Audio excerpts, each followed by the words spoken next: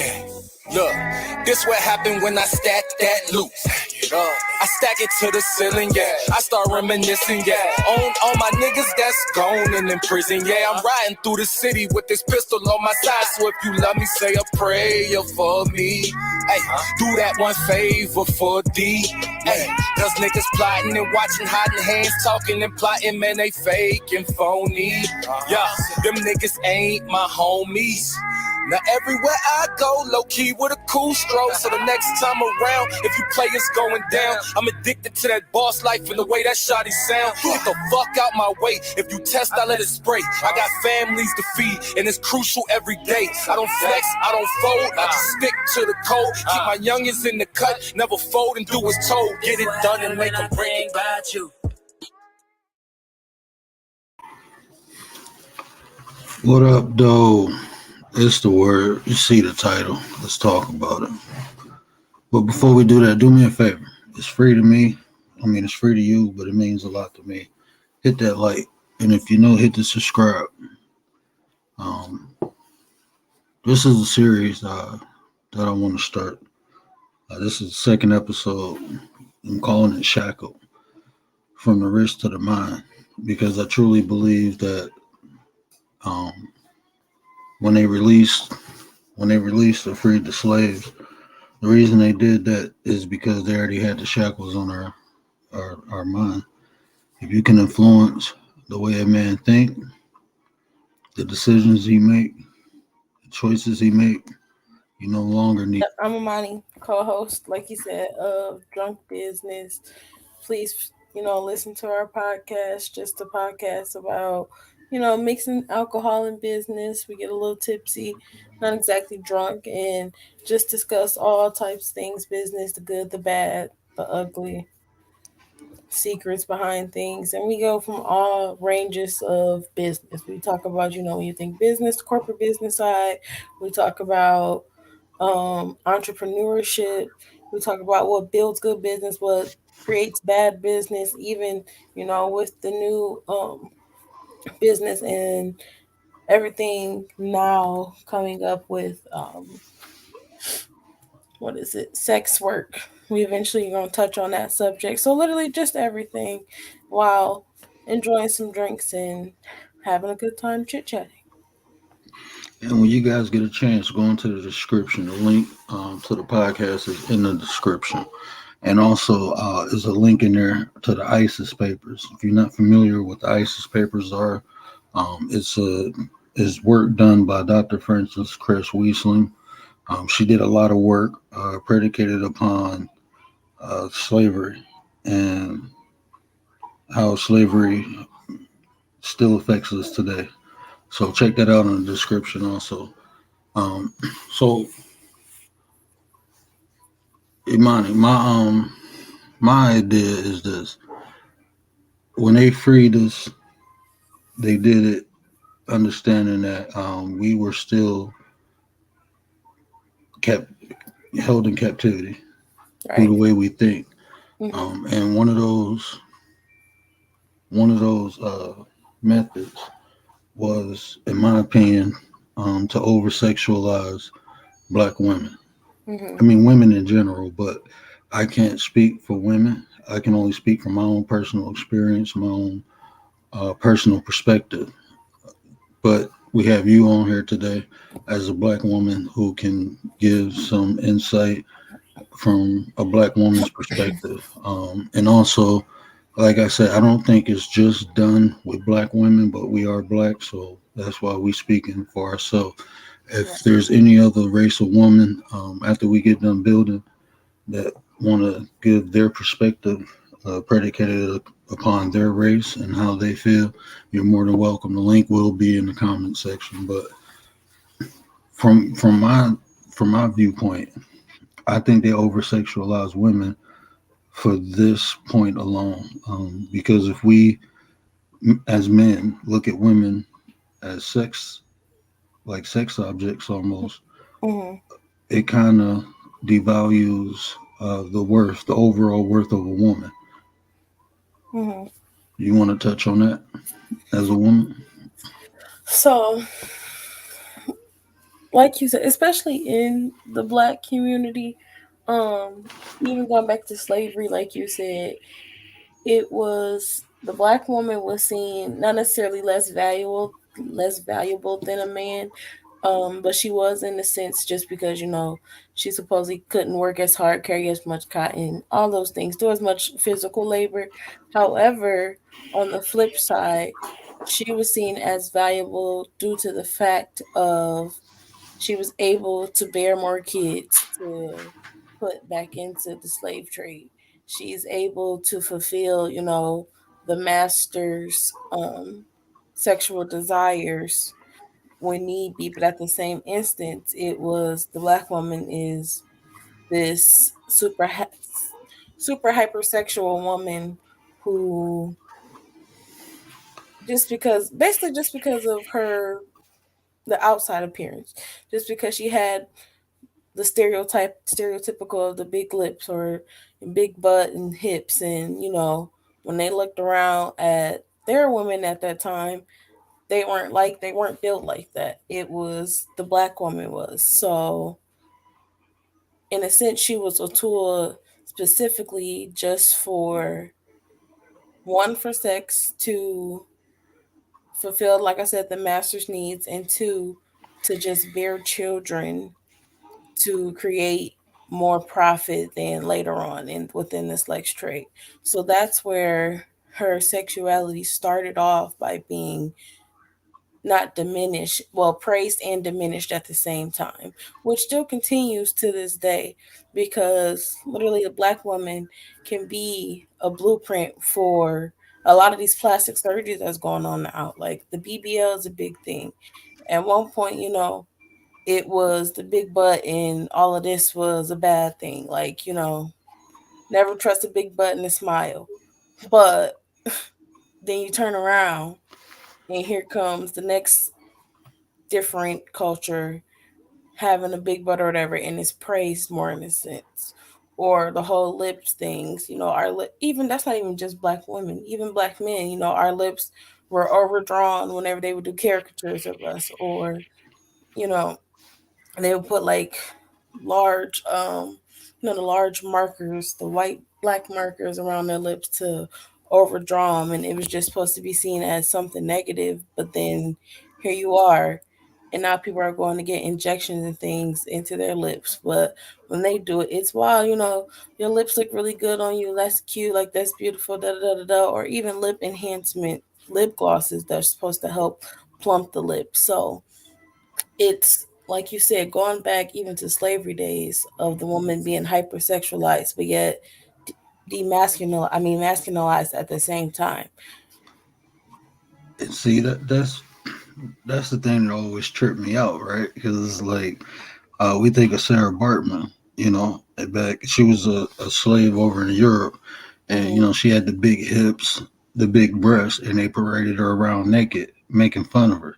Right. But then when you look in history, you got the European women's wearing the dresses with the giving the illusion that they have a big derriere, and that Hmm. was after Sarah Bartman.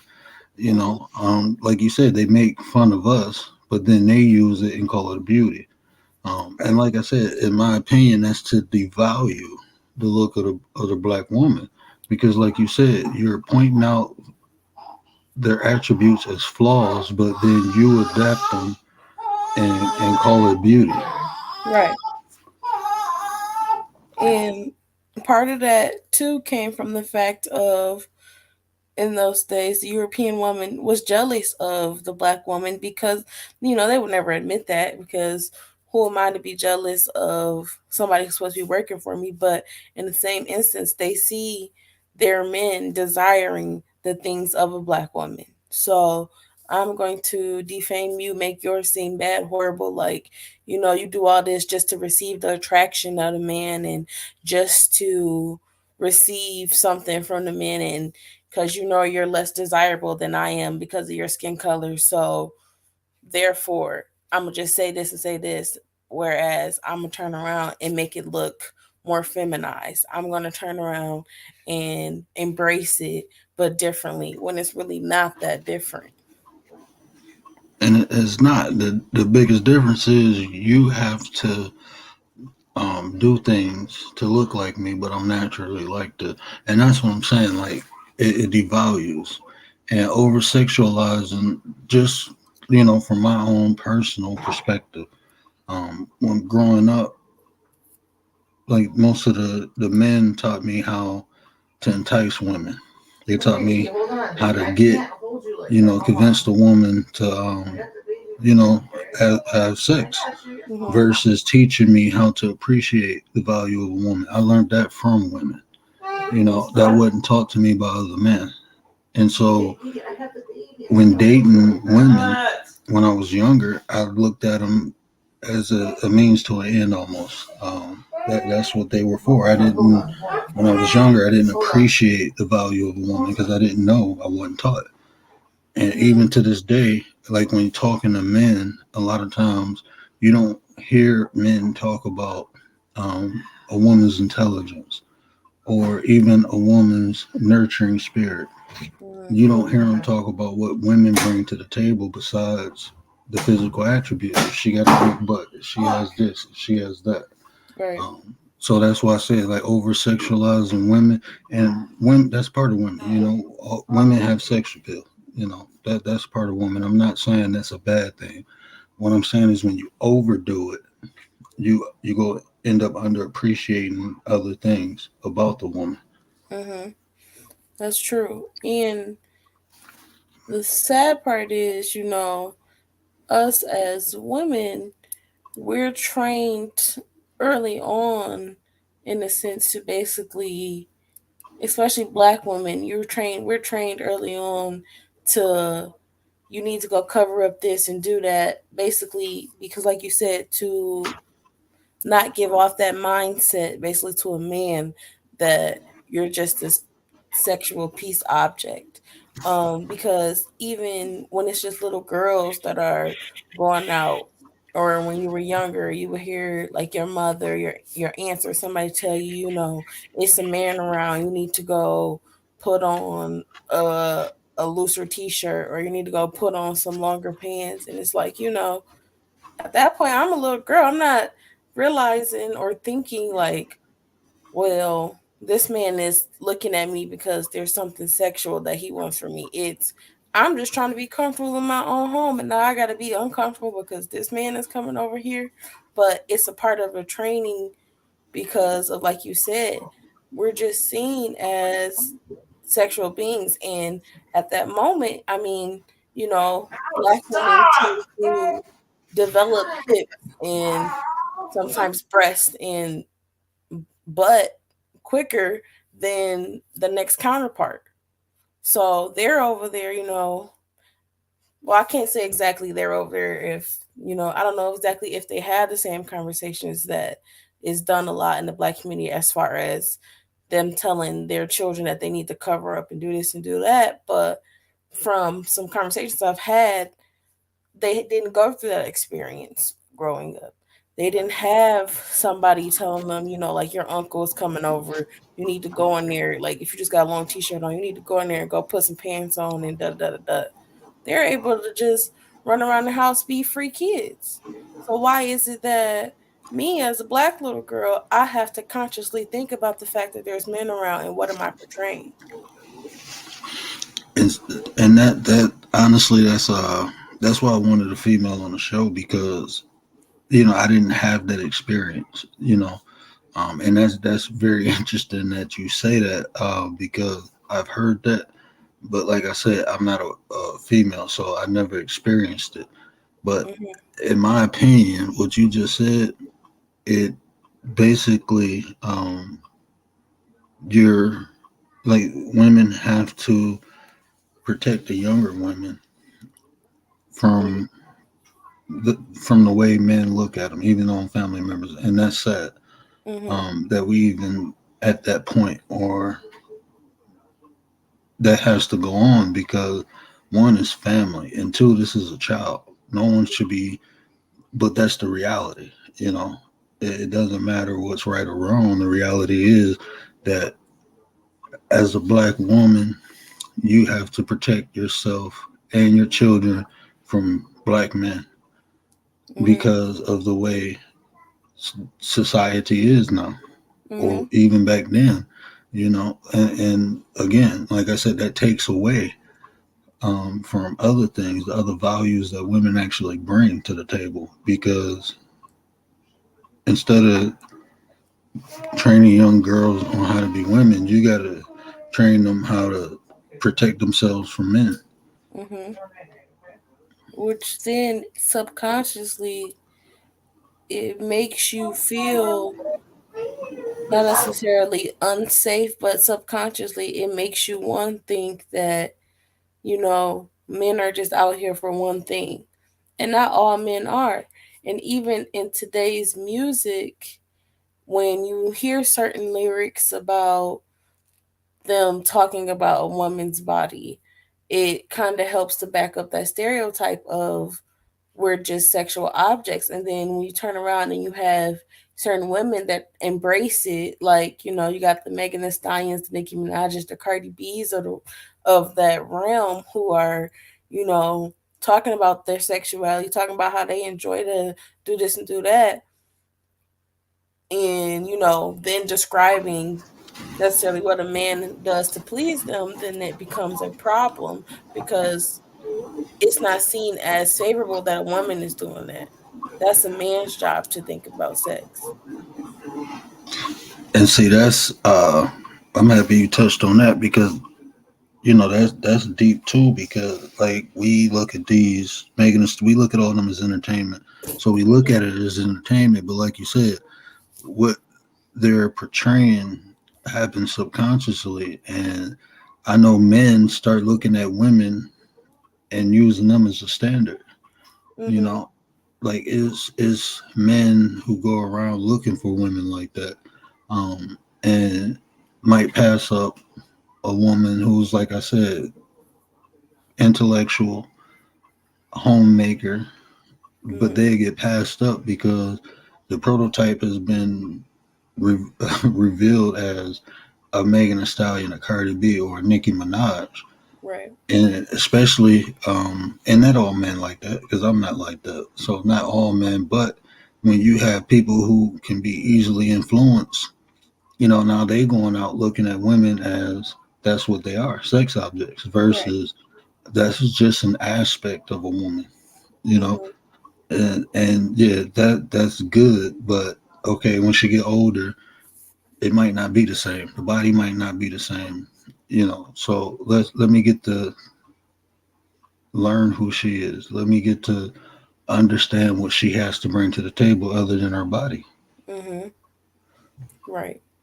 And it goes back to, even though, and you can tell that subconsciously that they still, like, even though they're out here sex positive, there have still been certain things where it's like I'm sex positive, but at the same instance I could still call this other woman a hoe for doing said things that I'm saying, and her body count is going up, but my body count still got to be, low. Like, I got to make sure that me out here still, and it's like, why does it matter more for a woman's body count than it does a man? And why is it more acceptable for a man to have, or seen more as a trophy for a man to have, a body count of 10 and above? But once a woman hit, really, some men feel like over there on one hand, then it's like, oh, she ain't no good. She just somebody to have sex with and keep it pushing.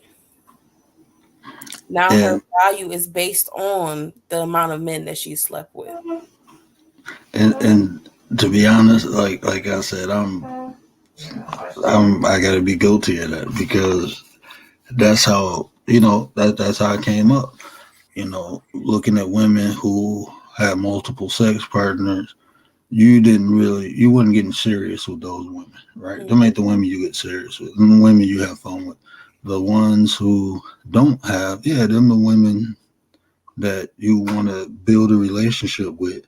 But also, those aren't the women who were enticing. So a lot of times, men will have a good woman, but she's conservative. Mhm. and he'll get bored with that, and then go to those prototypes we was talking about, and mess around on a conservative woman with one of those, and then in the end you regret it. Right. Um, it's kind of, I guess, from your perspective, I don't know if you've ever actually given somebody a chance who was so called had a higher body count or not. But from your perspective,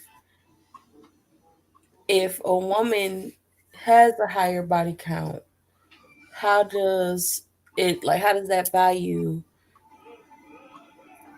I'm trying to form my question the right way. How does her value exactly equal less than because she still has less than you? It was like with me, it was more of an ego thing, right? Mm-hmm. I didn't want somebody that a whole bunch of people had. I wasn't about to try to be serious with no woman that I felt like uh, been with a lot of men.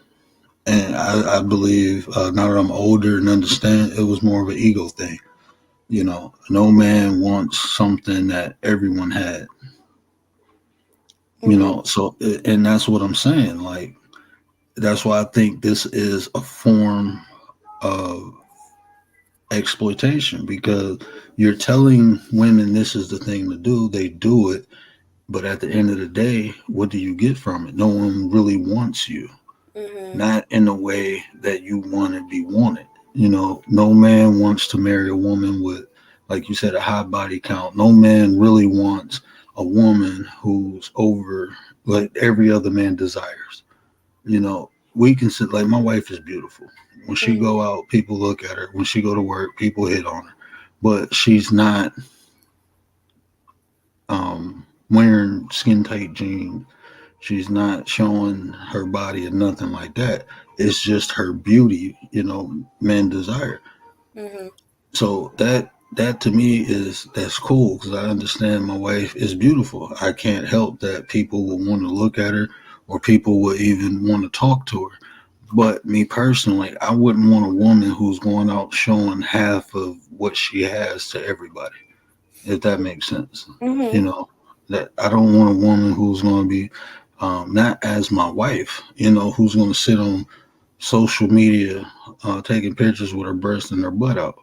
Mm-hmm. I don't. That's not the type. Women always go get attention, and I'm not insecure, but I just feel if a woman, me personally, my wife, if she was to go out and showing all cleavage or being over sexual, you know, over hypersexual as far as visuals, no, Mm-hmm. I don't want that. Everybody's seen it. Why do I want it? Mm-hmm. Everybody got it now. That's how, me personally, that's how I look at it. I just don't feel like it's mine. Like, she's mine. Mm-hmm. And it's interesting that you actually brought that up because it's even the fact of, before a man gets in a relationship, when he becomes attracted to, I'm not gonna say all, but some men, when they become attracted to the woman, when you've seen her, she had cleavage out. Like you said, she had on like leggings or some type of skin tight dress or skirt, and it attracted you to her. And then when you got to her, she still, she may or may not have denied you that first night. If she did, okay, now moving forward, y'all ended up eventually doing it, got into like a steady relationship, whatever. But now that you guys are together, you want her to go and cover up. But it's like, if she was free, comfortable being herself that way, why does now that she's with you, it's not okay? You need to go switch it up. You need to change it up. But originally, that's what you were attracted to. Originally, that's what was the first thing that made you come up to me. And and you know what I think happens is, like, when men see women like that, they're not really thinking about being with the woman. They're Right. thinking about one thing. So after they get it and then they get to know the woman and now they decide to have a relationship, what happens is subconsciously they think about how they got the woman. Now she's going out looking like this, doing that. Well, that's how she attracted me. That's how I got with her. So, and I'm saying, I'm not saying it's right, but I think in cases it may be that they still feel like, oh, she's looking for someone better, or, and like I said, that's functioning out the ego. Um, like my wife, like she can't help what God gave her. So, Mm-hmm. um, but like I said, she's not. She's conservative. And even if she did, wear uh, something that she wanted to wear, that's her choice. I don't try to control because I don't have low self esteem at all. I understand when my wife leaves, I know where she's coming back to. I'm not worried about her doing nothing with nobody, as long as I'm doing what I'm supposed to do. So a lot of that too is low self esteem in men. I believe, just my opinion. I just believe a lot of men got low self esteem when it comes to women because, like I said, they feel like this is how she got me, and if it worked with me, it'll work for other people. Right. And honestly, even subconsciously, for a woman, if she doesn't have those things and she's standing next to a person or walking into a room with multiple people who does or who do have, the breast and the butt and the hips and all of those things, she starts to demean herself. Like she wants to subconsciously kind of just fade into the background because it almost feels like, well, I don't have any of that, so I won't be as desired as the rest of these women here. So why would I even try to put myself out when there's so many other beautiful women here that I know men will want to go to instead of me, which is unfair to herself for one, and it's unfair technically to men as well because you've already pretty much stopped giving anybody a chance because you automatically assume there no one wants what you have. And see, I'm happy you touched on that because I wanted to ask that too. How does like your opinion or perception of a woman who doesn't have the physical attributes? How does that make them feel being around women who do? And like in my opinion, I know that women have more to offer than just their body. I know that. I just don't believe that's a common thought, especially living in a patriotic system, where men dominate women, just generally men or the society, I'm not even going to say men, but society put men over women. Mm-hmm. So now it's just looking like what do women have to offer? And it's the first thing we think of is their physical attributes, the breast, the butt, them being able to bear kids. That's how the value of a woman, in my opinion, is determined in society now. And women who don't have those physical attributes, mentally, what does it do to them?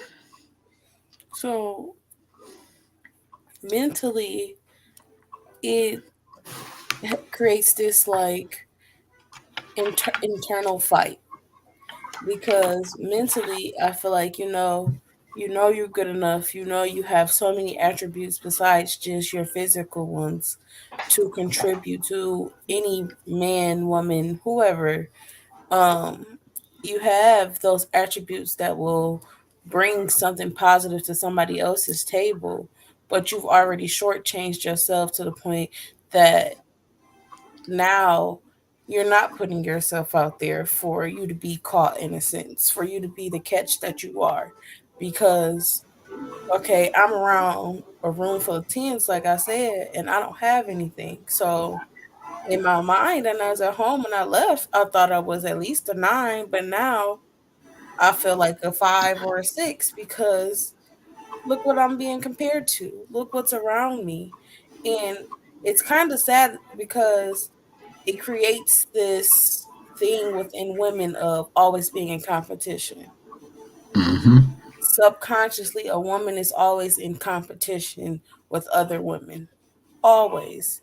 And that's why a lot of times, I always looked at the fact of when men get around each other, it's be a quick, hey, you trying to hoop or you play some game or whatever, and they have built some type of connection, some type of basis to start a connection and begin some type of friendship. But as women, we're more, I gotta be careful because then if I make her my friend, then that's gonna make me look less valuable because she has all of this stuff. So now I might be seen as the ugly friend.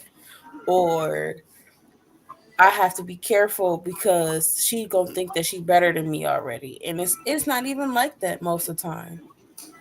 It's And see, literally, that's go ahead.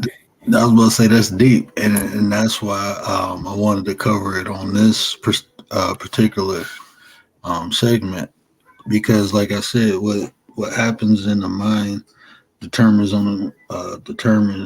heavily influences the decisions and choices we make.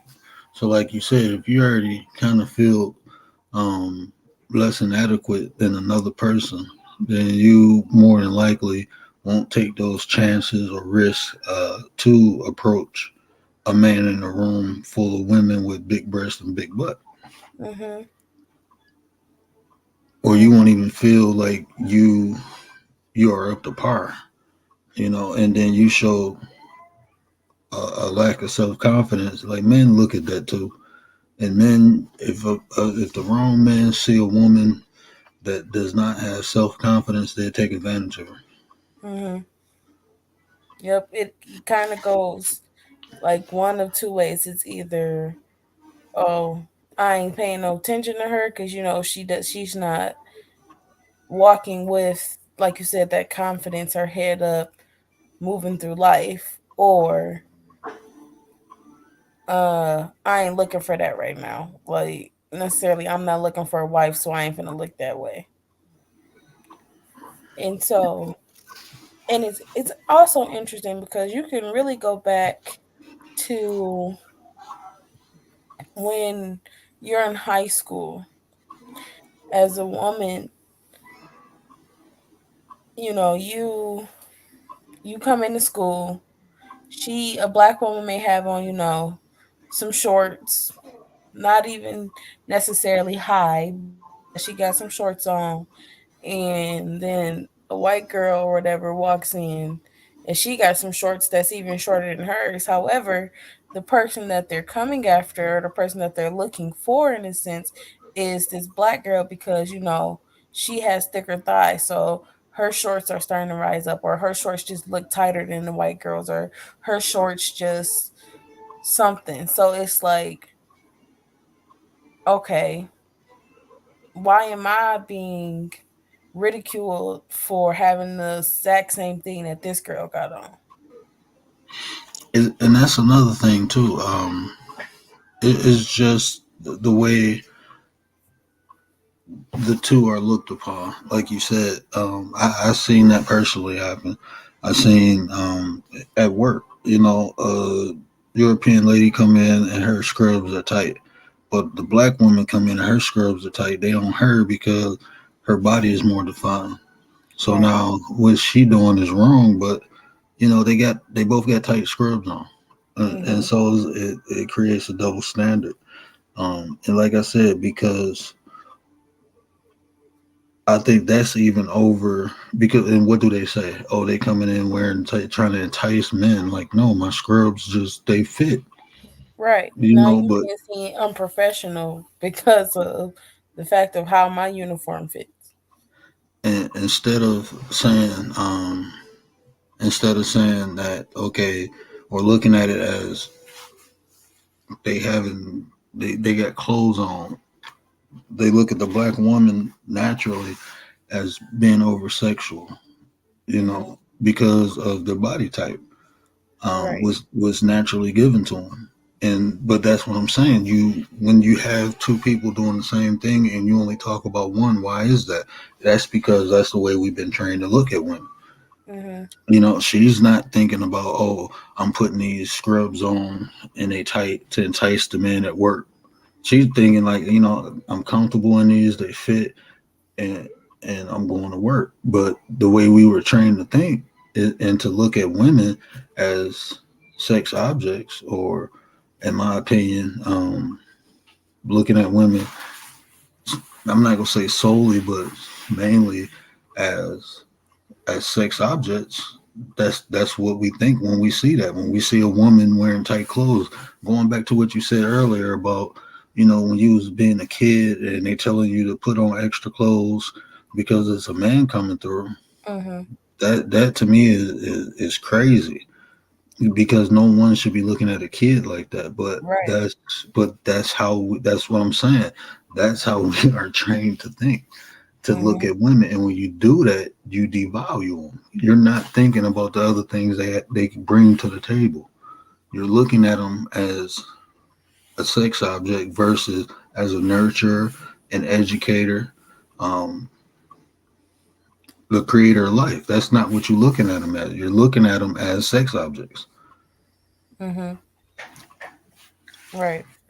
And it kind of goes back to this fight in the head of when I go certain places, then I know I can't wear this, I can't wear that because this fits tight, and this shows this, this shows that. Oh, this is showing too much. Oh, I got too much of this, so I need to try and do something else to fix this instead of just being comfortable. Whereas the next person who can be comfortable in their own skin, go out and be who they are, like you said, show what God has blessed them with, even if they don't want to show necessarily. God has blessed them, but they feel comfortable enough. And I like this dress, so I'm putting it on, regardless of what other people think. But here I am, feeling like I can't, and now I'm looking down on another woman because it's why is she showing all of that? All she Right. want is the attention of the men in this room, and it's like that don't even got nothing to do with it. She liked the dress that she bought, and she wanted to put it on. And let me ask you this: do you think, like we talked about, like Cardi B, Nicki Minaj, and Megan Thee Stallion, uh, just in general, when women do accept, um, and do follow the role of over sexualization, do that take from themselves? Like, do that take something out of them? Is that taken away from them in general? So I feel like it kind of depends on where you're at in life. Like mentally, if you are just doing it because you're literally still just comparing yourself to what society has made you think the black woman should look like, or the black woman, the way the black woman should be walking out the house portraying herself, then it's definitely more of a negative, torturous thing to yourself because it's like I said, it's either the well, clearly all she want is the attention of man anyway. That's why she's doing all of this and saying all of that. Or it can be the I'm not good enough because I don't necessarily have those things. So I need to stay in the background until there's someone who approaches me and sees not necessarily me for who I am, because sometimes still it's just they see what you have, regardless of if you hide it or not. Um, so it's I need to make sure, like almost like a turtle effect, stay inside this little shell of things that I know are still positive about me. So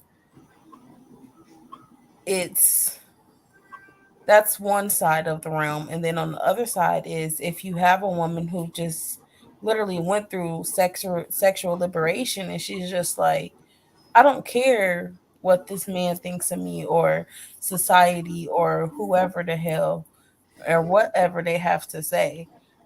I'm comfortable in my skin. I'm comfortable with showing off the things that I've been blessed with.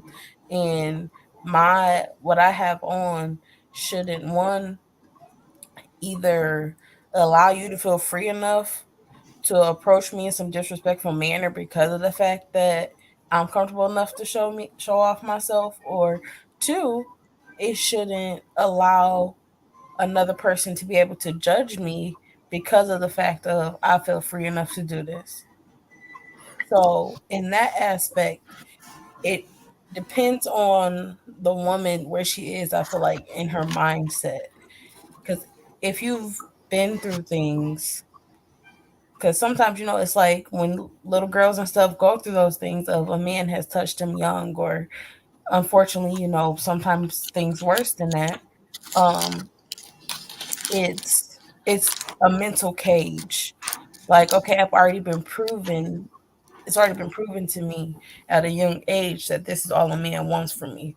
So let me do anything and everything possible to show off what I have, because that's all they ever gonna want anyways. And see, I know a person like that, who, something happened to when they was young, and then now, well, not now, but like in their teenage years, they went wild with it. And Hmm. now when I talk to her, there's a lot of stuff that she regret, and she understand the trauma that she went through, and she said exactly that. That's all they want. So let me show them, and then that way I can get the attention of the right person. That's what she was thinking. But Right. then she got attention from everybody. But I want to build on that point you made earlier, because, like, just through my personal observation, and it's more with the younger crowd, but I see women embracing it now, and when they embrace it, it's things they lack. Like, it's some women who focus on their looks and don't know how to cook, don't know how to nurture, Hmm. don't know how to take care of a home. And that's why I said, when I think now, that you do have some women embracing that, and that you are getting the attention of a man, and you get a man because of your looks, but then the man find out, like, you can't cook, you don't clean, what do you do besides your looks? You don't bring nothing else to the table, Hmm. and I think the younger generation, like I said, not all, but you know, a nice majority of the younger generation, that they focus more on their looks versus becoming a woman, in my Right. opinion. And I don't think a woman's role is to cook and clean. That's just what, naturally, a woman is a nurturer. So those are some of the nurturing aspects, in my opinion. Like in my household, I cook and I clean, but I know my wife does it Alexa, too. turn the light But off. but and generally, when you speak and when you think of a homemaker, you think of a woman, cooking, cleaning, nurturing, and a lot of young women now who embrace this over sexualization role, they don't know how to do those things no more. And I think they just, and that's why I said, not only do they are they the value in a man's eyes, but I think when women embrace, the over sexualization, I think they lose things that make them a woman. Hmm.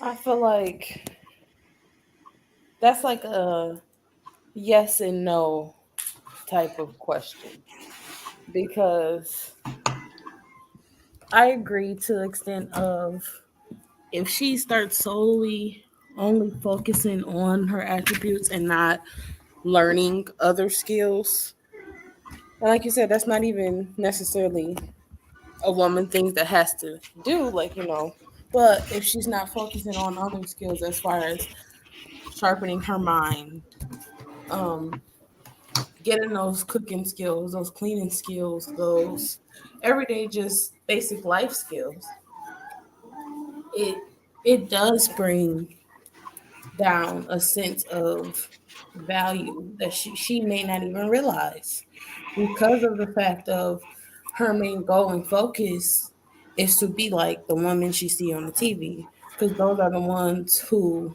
get the basketball players, the football players. You know, they want to be Hmm. that trophy wife, I guess, in a sense. So I'm not worried about the extra stuff. Whereas the woman who may still have all of this stuff, she can either play it kind of two ways. One, it can be, well, I already know what this man is coming to me for. Depending on their status, I'm going to let it be. I'm going to ride the wave, just have some fun because I want to, or because of the opportunities that may come behind it. Or it's the woman who, yeah, I got all this, but you still have to put in this work before you can get this. Because I know the value that I have. I know that one, my body is nice. Two, I know how to cook. Three, I know how to clean. Four, I'm smart. I'm educated. I have this degree or that degree. So that mindset is different than the woman whose priority focus is just to look a certain way. And see, that's I couldn't have put it no better. Um, I left that part out too. They don't even like some of these women who, like I said, like the Instagram models, they can't even hold a conversation. You Mm-hmm. know, their whole sole purpose is the look, the over sexualization, like I said, and then you try to have a conversation with them, and they don't know nothing because they solely been focused on their sexualization, not working on any other skill that can help them in life, not seeking higher form of education, not learning how to cook, not their whole focus and that's social media.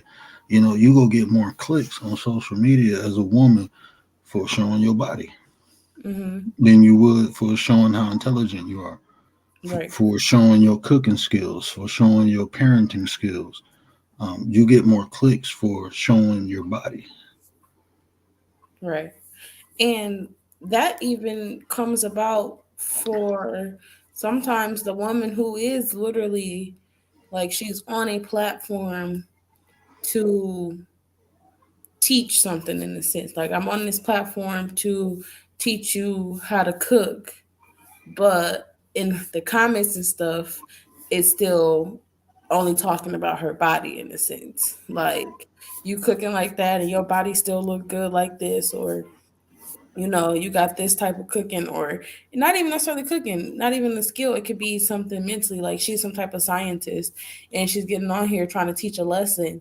And only thing people can focus on is, oh, she got a nice body. Yep. Like the school teachers, is a couple of them, not just one, but is one particular to be on Instagram is a story that everybody's sharing. They like, can you believe she's an elementary school teacher? And they looking at her body, and I'm looking like, yeah, I can believe she's a school teacher because that's what women do. They nurture. Right. Yeah, she's teaching kids, and but she can't help what God gave her, but you're not focusing on the job that she's doing with the kids. You're focusing on her body. Right. You're saying that she's a distraction to the kids because of her body. Why in the hell is kids even thinking about that in Exactly. elementary? Like Like that's these are weird to kids. me. Like when I seen that story, I'm like, how is the kids distracted from her body? Why are the kids even thinking like that in elementary school? Like that doesn't make sense to me. Right. But this is Anything, you how they never know. present things. It may make Right. more men want to come to parent teacher conferences. You never know. It's not it's not the kids, but exactly. I know exactly what story you're talking about, and I've seen it on Instagram too. And I was having that exact same thought that you had is these are kids that she's teaching. So if some of these kids are having these type of thoughts, what is going on with these kids at home? What is being Mm-hmm. taught to these kids at home for them to come in and already know to sexualize their teacher? Like the kids will think, even a person who the world think is completely undesirable because they don't fit that standard, but that's their teacher. They'll come in and still think their teacher is so pretty and so nice and just so great because of the actual work that they're putting into these kids. Right. But see, that's what I'm saying. Like, you damned if you do, you damned if you don't. If you have an intelligent woman with a nice body, first thing people will do is look at her body and not her intelligence. Mm-hmm. Then if you got a woman who's intelligent with no body, the first thing they look is what she don't have as a body. Yep. Before they see, okay, this woman is smart, she has a lot to offer. Um, she might can change the world, but she ain't got the button breast, so let's find someone else. Mm-hmm. You know, and that's what I'm saying. Like we devalue women. Right. If it's in the sense of looking at their body saying they have a great body, or looking at their body and saying they don't. I mean, that shouldn't be the first thing that we as a society we should focus on when it comes to women. We should look at what a woman has to offer. Mm-hmm. But and like I said, that's why I wanted to have this conversation, because we talk about problems, but we also try to find solutions, or at least tools that we can use to make the situation better. So stating that, what do you think that we can do to try to turn this around? To try to not look at women first as sex objects, or first over, or looking at a woman's value versus their body. What steps can we do? Because I think as a father, my job is to teach my kids, Mm-hmm. because they are the future, and if I do my job correctly, at least from what I'm putting out into the world, it can be a difference. Mm-hmm. So I feel like that first has to start at home. Everything starts at home. So I feel like the first thing is we have to learn how to let kids be kids. At the end of the day, you have to let a kid be a kid to learn basic skills, to be able to learn that there's more to them than just their body. But if you're preaching at that young age, like I said, that you need to go cover up this and cover up that, like you showing too much of this, showing too much of that, now I'm becoming conscious of what does my body look like. But whereas if I'm not, and my kid is just sitting there focused on whatever they're doing, whether it be homework or playing some type of game or cooking, whatever it is, whatever the kids are doing, and they're focused primarily on that, it's I already know that I'm creating skills, whether it be the skill to learn how to follow direction or the skill of the skill of, like you said, learning how to communicate with other people, because I'm focused more on a conversation that we're having or what you're teaching me than what you look like and what I look like. And to add on what you just said, like you said, it started at home. We got to protect our kids. So instead of telling your kids to put something on because this person is coming over, stop letting them people around your kids. If Yep. somebody looking at kids like that, ain't no way they need to be around your kids. Mm-hmm. If someone mentions something like that around my daughter,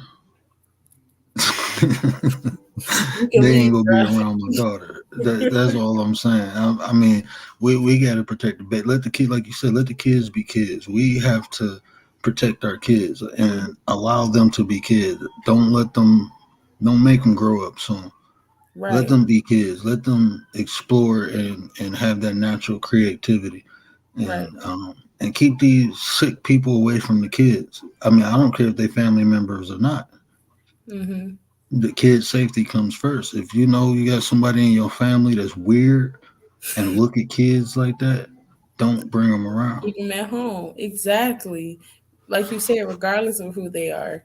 And you made a good point too of not only do we need to protect them, but you have to, I mean, like protect the people that come into their house. You have to protect the stuff that is being streamed on your in your house. Yes, yes, definitely. You have to protect the music and stuff that they listen to. A lot of the times, a lot of the stuff that these kids are playing or watching or listening to, it's talking about that hypersexuality activity, even in subconscious ways. When you see it on there, it's still some adult like jokes or adult like concepts and themes going on inside of these kid shows. And instead of us sensitizing what they're looking at and subconsciously receiving, they're like, this person looks like this and looks like that. She's the more desirable one because this one over here, she's not showing all that. So she's not desirable. Just something simply of watching a television show. And then I would say this too. Want to go into the adults, the solutions. I think as men, we need to be aware and be conscious that women have way more to offer than their body. I Mm-hmm. think as an individual, like I know this, because the women in my family rock. You know, I got doctors, I got nurses, I got CEOs. You Mm-hmm. know, the women in my family rock. I got you. I got my wife. So I know the value of a woman is much more than what her physical attributes are. Mm-hmm. And I think as men, we have to be more aware and we have to recognize that women have more to offer than just, their bodies. Right. I agree. And I think as women, it's trying to change our mindset as well. It's, you don't always have to compete just because you may not have something that the next girl has next to you. Trust me, at the end of the day, if this man was only out anyway for something sexual, that ain't what you want. Right. So, still, instead of comparing yourself to your sister next to you, you need to be seeing, okay, what actual skills do they have? Because we subconsciously do the same thing y'all do. We're sexualizing a woman without even realizing that we're sexualizing her. You don't Yeah. know what type of positive or what type of things this woman can teach you because you've already judged her because of how she looks. And then I think, like just my, I told you the story when you was over earlier, but um, this is just one perspective of a man. I'm not saying all men look at this, but women. Let me give you some game. Um, the easier you make it for a man, the less interested he is into getting to know you versus just hooking up with you. When I was younger, I used to tell women, like, if we do something on the first night, that's all I want from you. That's how I look at you. That's how I view you. And even after that, you know, I couldn't really get serious with them because when I was with them, that's what I was thinking about. I wasn't thinking about getting to know them. I was thinking about let's have fun and let's do what we did, Mm-hmm. and we can even take that back to the conversation, we had last night with building foundation. The foundation that was built was one on sex. And after that was no longer fun, it was no, it sounded messed up, but I just didn't want nothing to do with him no more. After it wasn't fun no more, it was like on to the next one. Right. But Transactions have been completed now, so yeah, and and that's how it was. Like I said, I'm not saying it was right, but that's just how it was. That's how I was at that point. mm-hmm. Um, but it was the women who really didn't show anything or show less that made me more interested into getting to know her. You know, um, like my wife, like I said, she's been blessed. So I mean, she can't really hide nothing, but she didn't show it. So I was more interested of getting to know her to than to see what wasn't shown. If that makes sense. Mm-hmm. Exactly. Well, I can't say all that a man does. But like you said, if someone is coming out and telling you, like, hey, if we do this and this is the basis of the relationship, then this is the basis of the relationship. So, yeah, you may dress this way, but that doesn't mean you have to be so quick to, well, this is all that they see me as. Once again, if it is, that's still not what you want. Leave it Right. alone. And I've heard another one of my mom's friend's sons who even said the same thing, and he basically was just saying, like, honestly, he go out on these dates and stuff, and sometimes he don't even gotta ask, but and the woman is already ready to throw themselves at him. And he was like, of course I'm gonna take it. If you're throwing it out, I mean, I'm gonna take it, but now I'm no longer interested. I may have Right. previously been interested in you for real, but now you completely done turned that part off because now all I see you is somebody I'm trying to kick it and have sex with. And so he was saying how he's basically just waiting on that one person that's going to be telling him no. He has to literally get to know you before that comes about.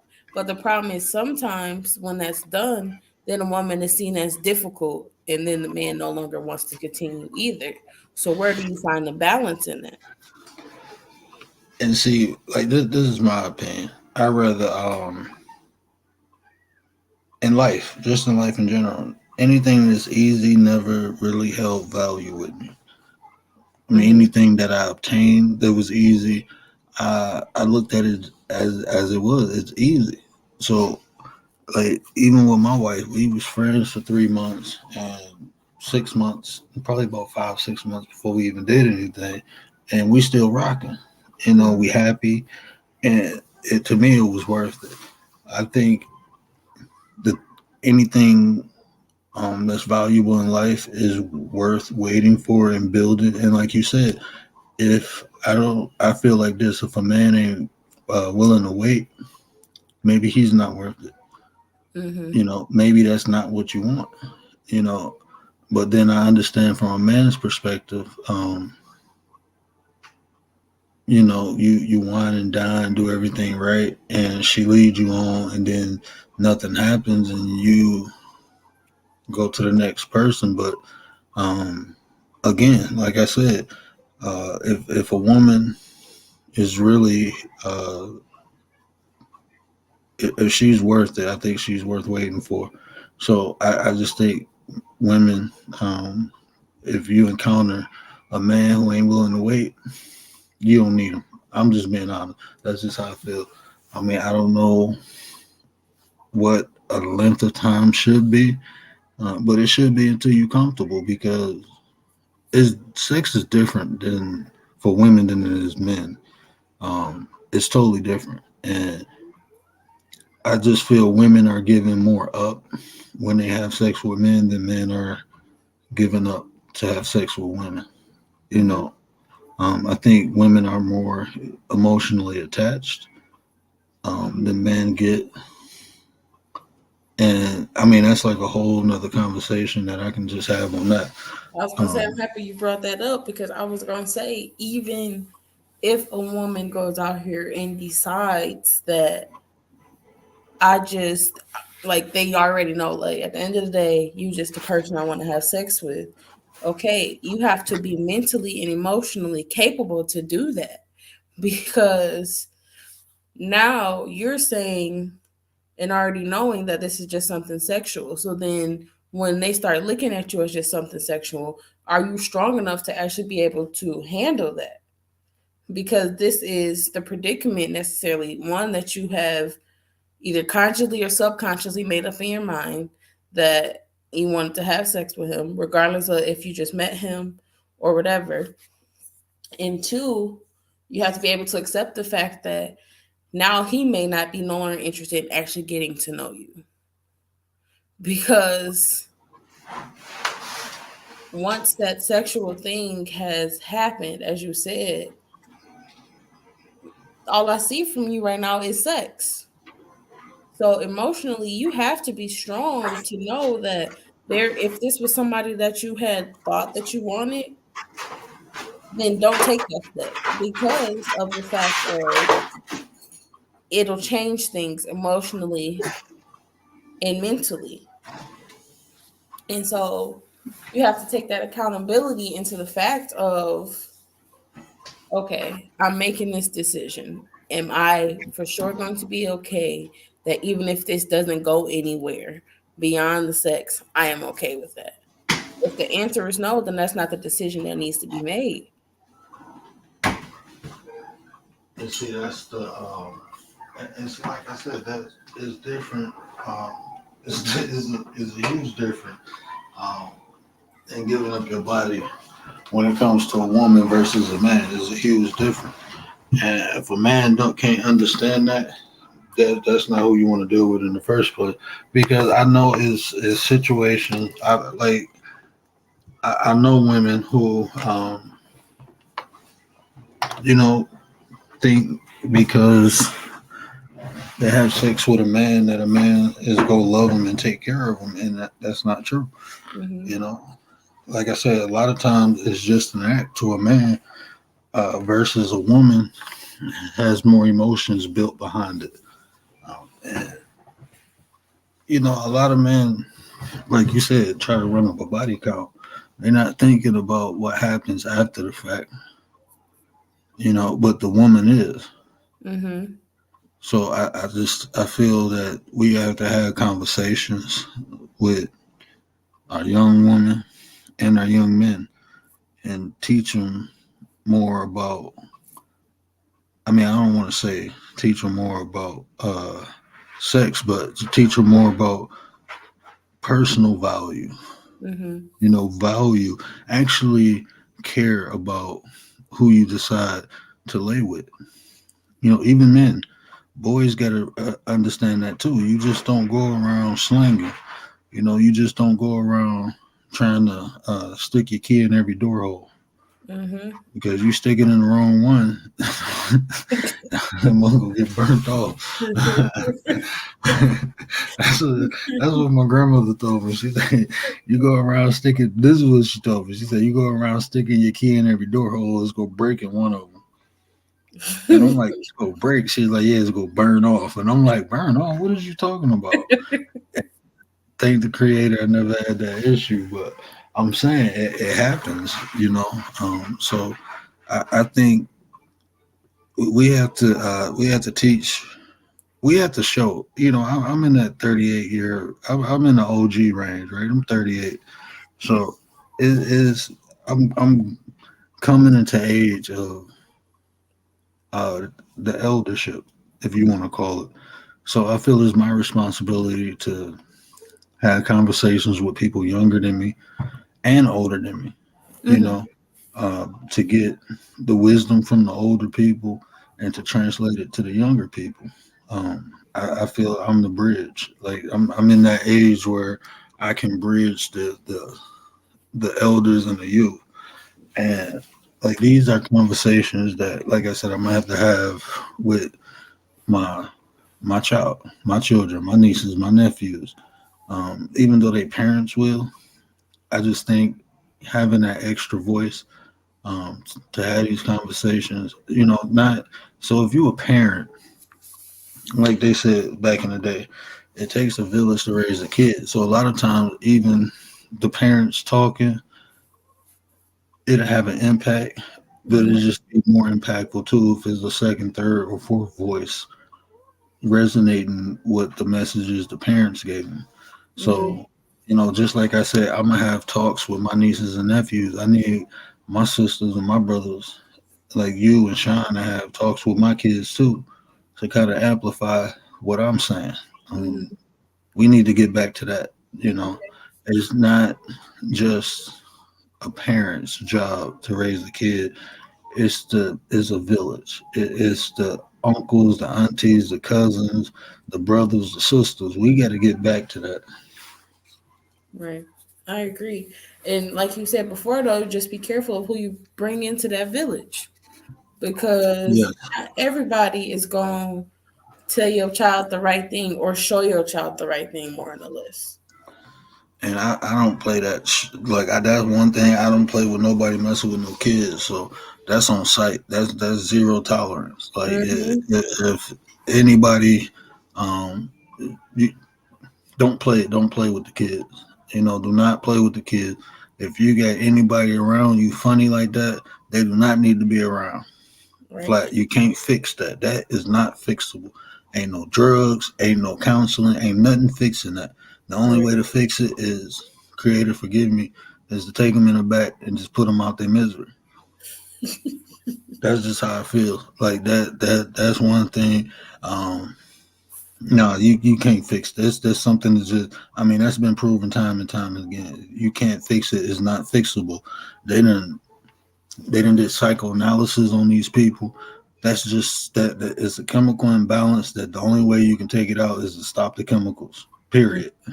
That's the only way you can stop it. Is to stop the chemicals from and the way you stop the chemicals is stop the heart, stop But the I brain from mean, functioning.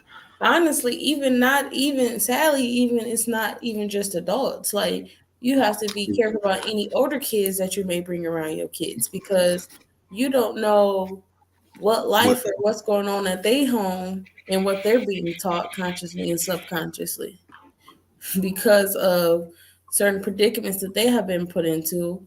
And now they're coming into your child's life and showing and teaching them things that they don't need to know. we I mean, so we just gotta protect the babies. We gotta watch them. Mm-hmm. Let them be kids. Meaning you can't let them be grown. They Exactly. need to be watched. They need to be monitored. Go back to stay out of grown folks' business. Yeah, yeah. But yeah, these kids need to be watched and monitored. Men need to be aware that women are much more than their physical attributes. And we got to start appreciating women. We have to really sit down and have a conversation about what women are, and I think that'll up the value of women. Because like now, the way society has women is the primary perception of women is sex. That's what they're good for. Mm-hmm.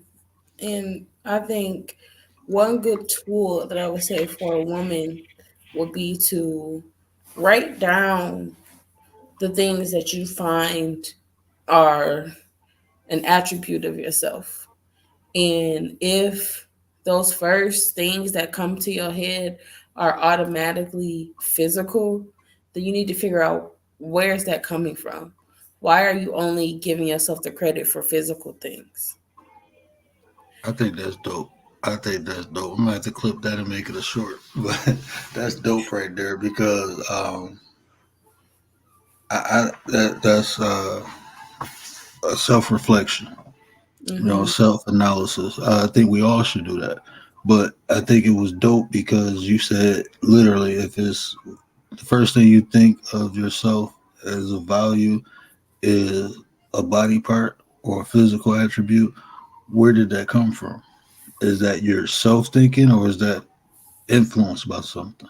Mm-hmm. And then you got to figure out how can you put in that work to prove to yourself that I'm way more valuable than the things that I have on the outside. Because it's not going to be easy, especially because of society and how we've mentally already been caged into this. It's not going to be easy to let it go. It's going to take work to see yourself for who you are, honestly. Like, see yourself for really who you are and what is going on.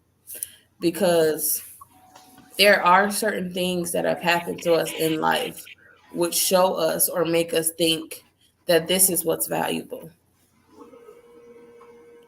This is what And people find valuable about me. So this is what's valuable about me. And it shouldn't be that way. It should be this is what I know is valuable about me. regardless of what I have physically. This is what I know is valuable about me and what I can contribute to society.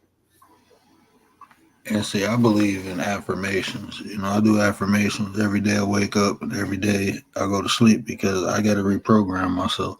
I know I'm messed up. I'm just being real. I know I'm screwed up, but Mm-hmm. the way I reprogram my thinking is affirmation. So I think women, you should always, I think all women are beautiful. I really do. I truly believe all women are beautiful.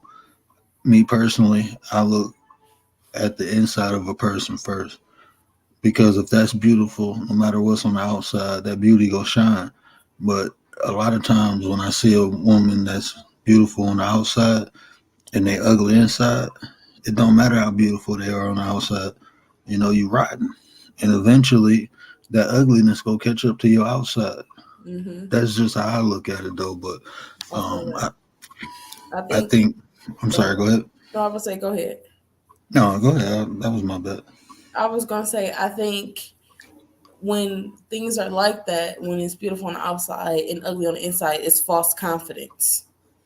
It's Yeah, because you feel confident because of what you have on the outside, but in the inside, you're broken into pieces because you don't really know who you are outside of your body. So, how can you fully stand in yourself and stand in your confidence if you feel all you have to offer is your body? It's false confidence. and then something else my grandma used to always say. Eventually, all that stuff go sag anyway. So if you ain't beautiful on the inside, you will be even uglier when it starts sagging. My grandma told a couple of my cousins that, like, yeah, you got a nice butt and breast, but it's gonna start sagging, and then what you got, Mm-hmm. So I think that self love, self confidence, I'm big on that. No matter what a person look is, if you ain't got it on the inside, the outside ain't gonna matter anyway. So, yeah, I like the fact that what you said is to take a self inventory. Why, if you ask yourself, what do you have to offer, and if it's physical, you need to identify why you feel that way because that influence might be hurting other parts of your life. Mm-hmm. Mm-hmm. Very much so. Because, like, I had to put in the work because for me, subconsciously, it was always, I felt undesirable due to the fact of I didn't have as much and all of this stuff as what is seen as the woman, the desired woman. And so it took time to realize, like, girl, you smart as hell. Girl, you know how to hold a conversation. Like, there's so much more than just the physical. Yeah. Because, like I said, if you focus on the physical, what are other people going to focus on? But, like you said, that physical one day fades. Yep. So then, where's the focus going to go? If you can't contribute something else, that focus is going to the next person.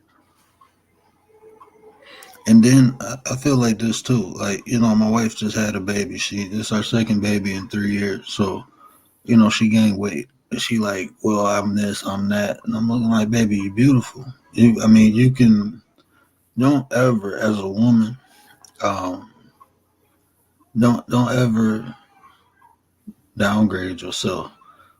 Don't ever look down on yourself as a woman because women are the creators of this world.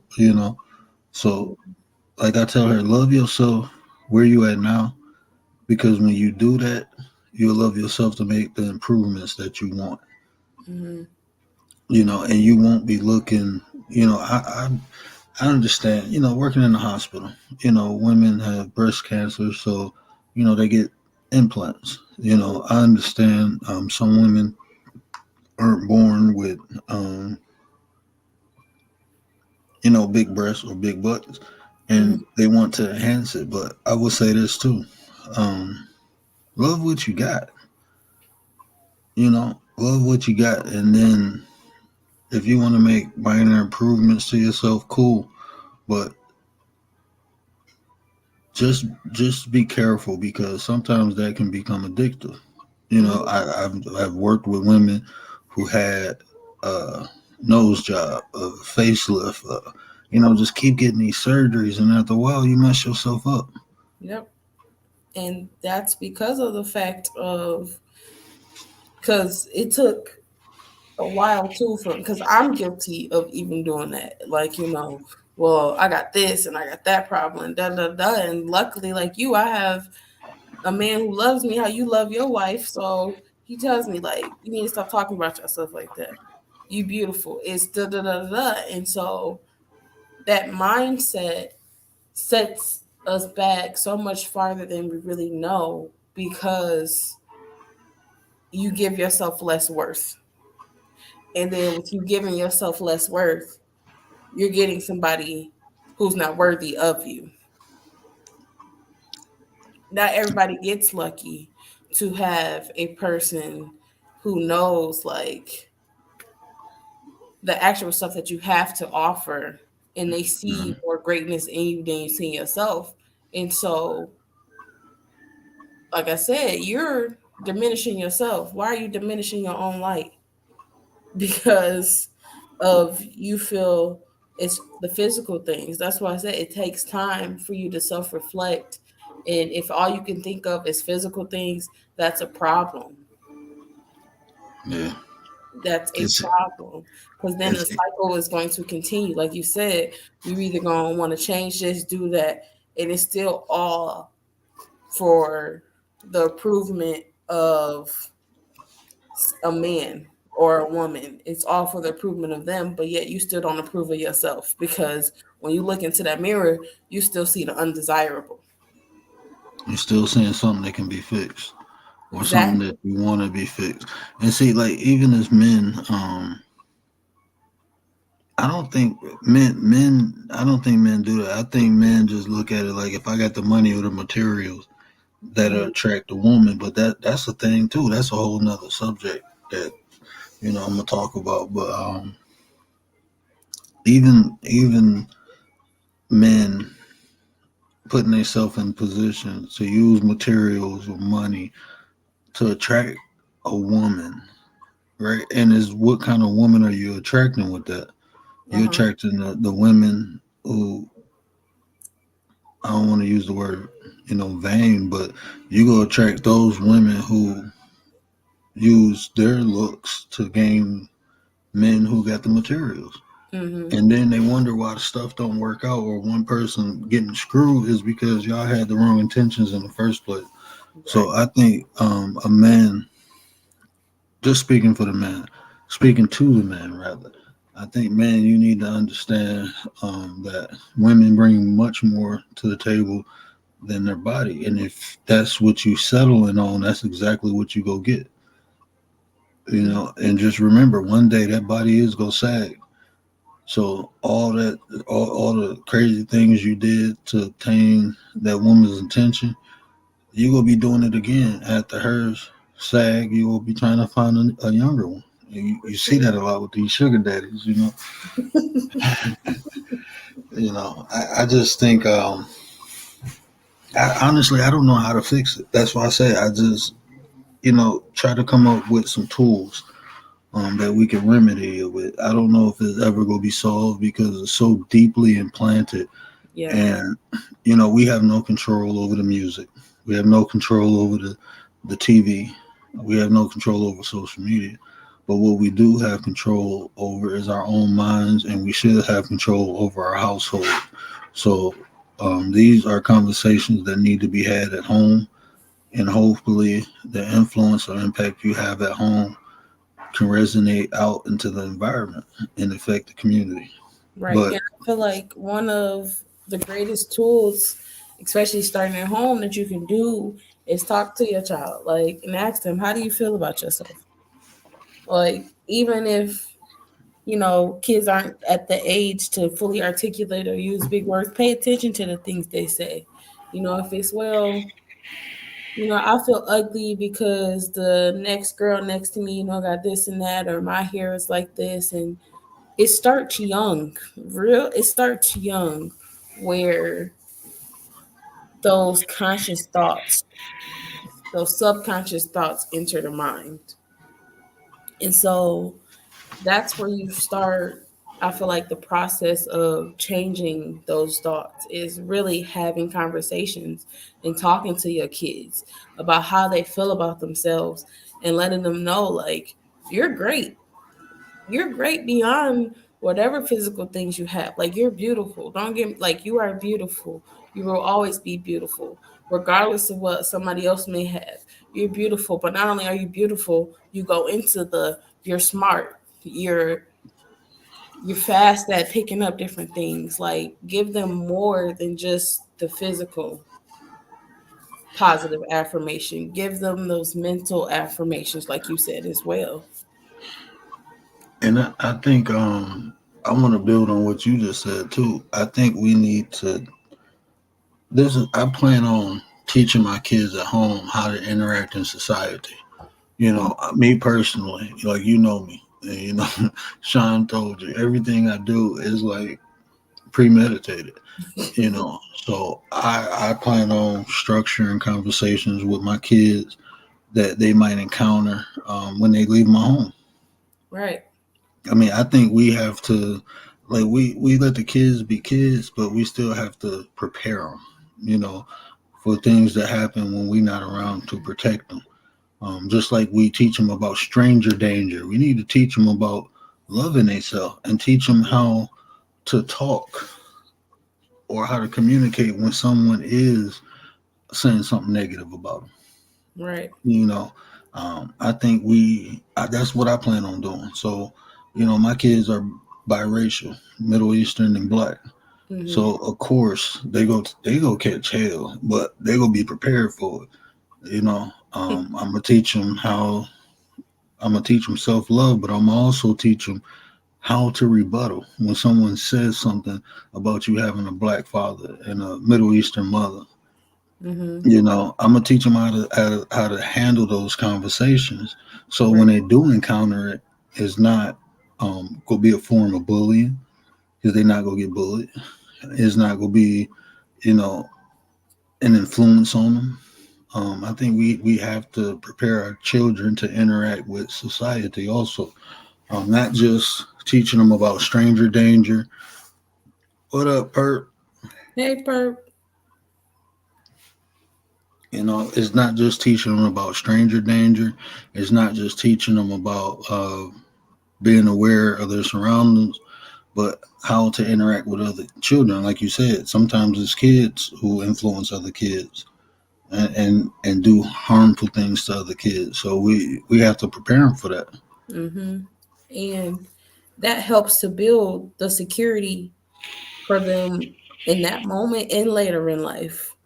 Like, they're going to be secure in themselves regardless of what society may say is right or wrong, because of the fact that those tools and that foundation has been laid to know that what is going on is either wrong or right. I'm either going to fix it if it's wrong. If I can't fix it, I'm leaving the situation alone. And two, if it's right, I know that I'm either way in the right, because, hey, based on the things that I've been taught, I'm secure. I'm good. You can't tell me anything to break my spirit. You can't say anything to me to bring me down physically or mentally. Sometimes, though, some things unfortunately will stick, but then again, having those conversations young, your kids will come to you for that advice later. Like, hey, so I know you was telling me this and this, but I'm in this situation now where this, and this is happening, and I'm kind of lost. And guess what? That conversation puts them right back into that security. And see, even like having conversations with adults. You know, like I said, I think it's a man's job to uplift a woman, just like it's a woman's job to uplift men. But sadly, in society, it's kind of hard. Like I'm a married man, right? So Hmm. it's kind of hard for me to give a woman a compliment with the intent of just simply being nice and trying to elevate self confidence versus me looking like I'm trying to flirt with her. Does that make sense? Yeah, it does. Because that's something that I also see sometimes on my social media or even in person, where it's literally just a man being nice, just telling you like, "Hey, you look nice," and the the woman's train of thought is, "He wants something." But why is that your train of thought? Like, or he trying to flirt with me, like you said, he got a wife, he needs to leave me alone. And it's like, now that you've done that, you don't know what now this man is going to do, because now this man feels like, well, dang, I was just trying to be nice, give a compliment because I really believed, that was nice, but now you're taking it this way. So now I feel like I can't really compliment nobody else. Right. And see that's the thing that I'm very aware and very conscious of it. And generally I try to feel the energy, who I can be nice to and compliment and who I don't, you know. Like you, I know I can compliment you. You like a sister, so I can compliment you, but it's a lot of people. Like I said, I believe in raising people's vibration. I believe in being kind and being nice, being an uplifting person. But like I said, you can't do that in today's society. And like you said, maybe that condition comes from when they was younger, too. You know, Mm-hmm. always feeling like a man is out to get them, Mm-hmm. or just out because being nice, just to get in between their legs.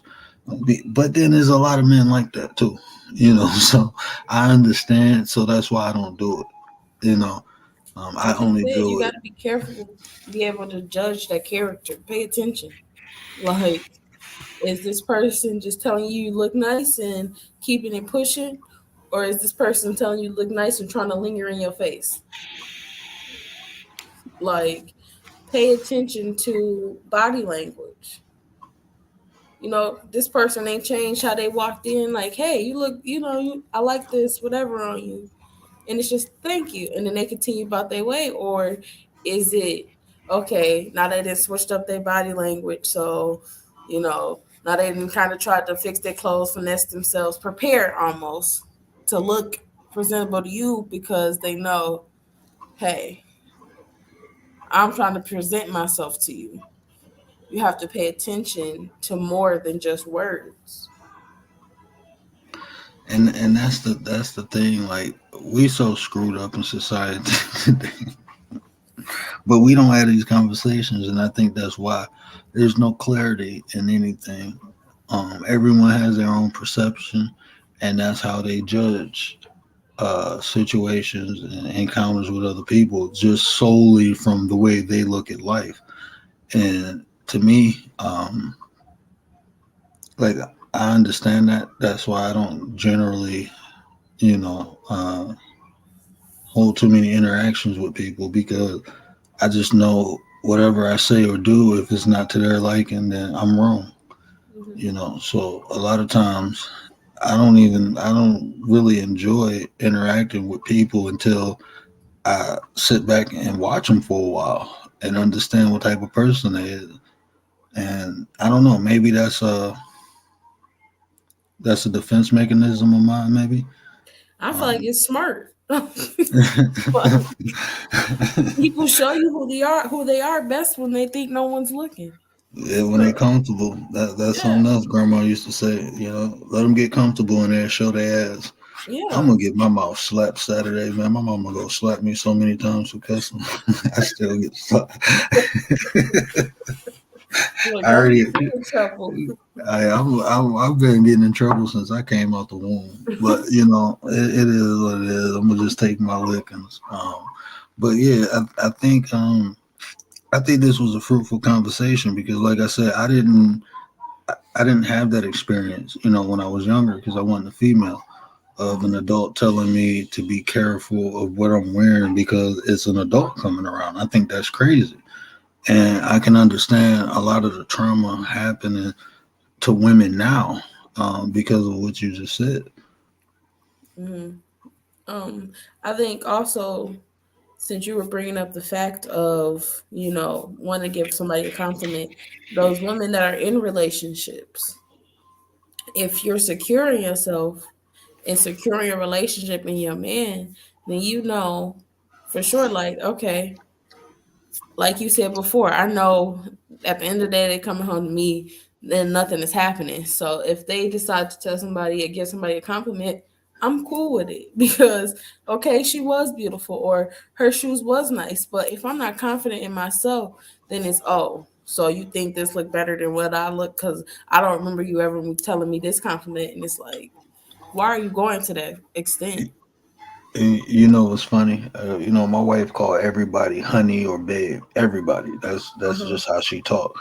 And I was with one of my boys one day, and I was on the phone with her, and he heard her call this guy honey, like, bro, she just called this dude honey, getting all riled up. I'm like, what is you talking about? I'm like, bro, she said that to everybody. Man, you better watch her. I'm like, I ain't gotta watch nothing. She coming home, bro. I think insecurity. I understand it. I just don't think it's valuable. Like, because at the end of the day, if my wife decides to cheat on me, it ain't nothing I can do. Hmm. So I don't worry about that. Me personally, this is just how I'm built. If she decided to cheat on me, I can't do nothing about it. It's gonna be done. So instead of thinking about that, I focus on things to do to make sure she don't. That's just how I look at it. I don't. Um, Instead of me putting my time and my energy into, um, oh no, purpose, cool, it's cool. But instead of me putting my time and energy into thinking about my wife, the things, her actions and words that she could potentially cheat on me, I just put my time and energy into doing things to make sure she's satisfied and she is happy. Hmm. Because at the end of the day, just my opinion, and I'm not saying I'm 100% right because I can be wrong because there's so many different variables. But I think if a person is happy, I don't think they go cheat. Right. I think if a person is satisfied and happy, I don't think they're less likely to cheat, and that's what I focus on. But like I said, that's my self confidence. I know I'm gonna do the right things to keep my wife. I think also another important thing you said is that you know your wife. Like you said, that's just how she talks. That's just one of her mannerisms is to be that friendly person, regardless of who it is. You're a honey or a darling, because I do that a lot at the hospital when I'm at work. Everybody is okay, sweetie, honey, darling, regardless of if it's a man or a woman.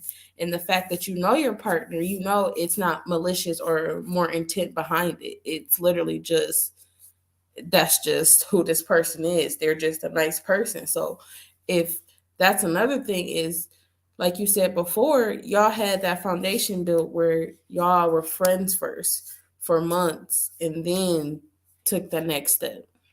So you need to know who your partner is so that when somebody else says something to you, you still stay unsecure in you and your relationship. So let me ask you this. I don't want to leave off the subject, but is it a man's, from a woman's perspective, is it a man's job to make a woman feel secure in a relationship? I'm not going to say it's a man's job. It goes back to one a woman's own self-confidence, self-worth in herself. And because if that confidence already is not there within herself, then regardless of what a man says, does, shows, provides, once he leaves this house, even if I trust you wholeheartedly, I can't trust you wholeheartedly because I'm not secure. And so I don't think that's all a man's responsibility. It's also that woman's responsibility to know who she is, who she is, and where she stands in herself, in her relationship, and in her man's life. It does help, and even more, and even more, it besides just helping, it creates a stronger bond between the two because not only are you gonna make me feel secure, I'm gonna make you feel secure. So I So would say, oh, I'm sorry. Go ahead. I was saying, I was just gonna say, so it's a part of more self work. You can't. That's why they say you can't go into a relationship and not be confident in yourself because that's a lot of work to put on somebody else to build your confidence. What she say? Yeah. And see, I want to build off of Perp too because as a young team for the same dream. Yeah. And see, look, I feel like this. What you just said, I think it's 50-50, you know. Like Mm-hmm. a woman has to have that self confidence because if it's nothing there, even if a man is doing it, that's only half. It's only gonna be half. But Right. I think men, I think it is like I said, it's part of a man's job is to making a woman feel secure. You know, make sure your woman feel beautiful. Make sure your woman feel loved. Like, but if she don't have that self confidence, it's not gonna work. And like what Perp said, like with my relationship, like I tell my wife, I'm gonna give you all of me. You know, she give me all of her, and by doing that, we both still get 100%. Right. You know, I mean that's how our relationship worked.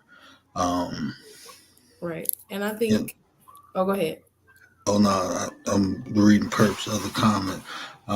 But yeah, have some self respect and self love. Yeah, because if there's nothing there, and I put into you, it still might not be enough. So I think it's 50-50. Like it's 50% of the man's responsibility, but it's also 50% of the woman's responsibility to have that self love and to Mm-hmm. have that self respect within Mm-hmm. themselves.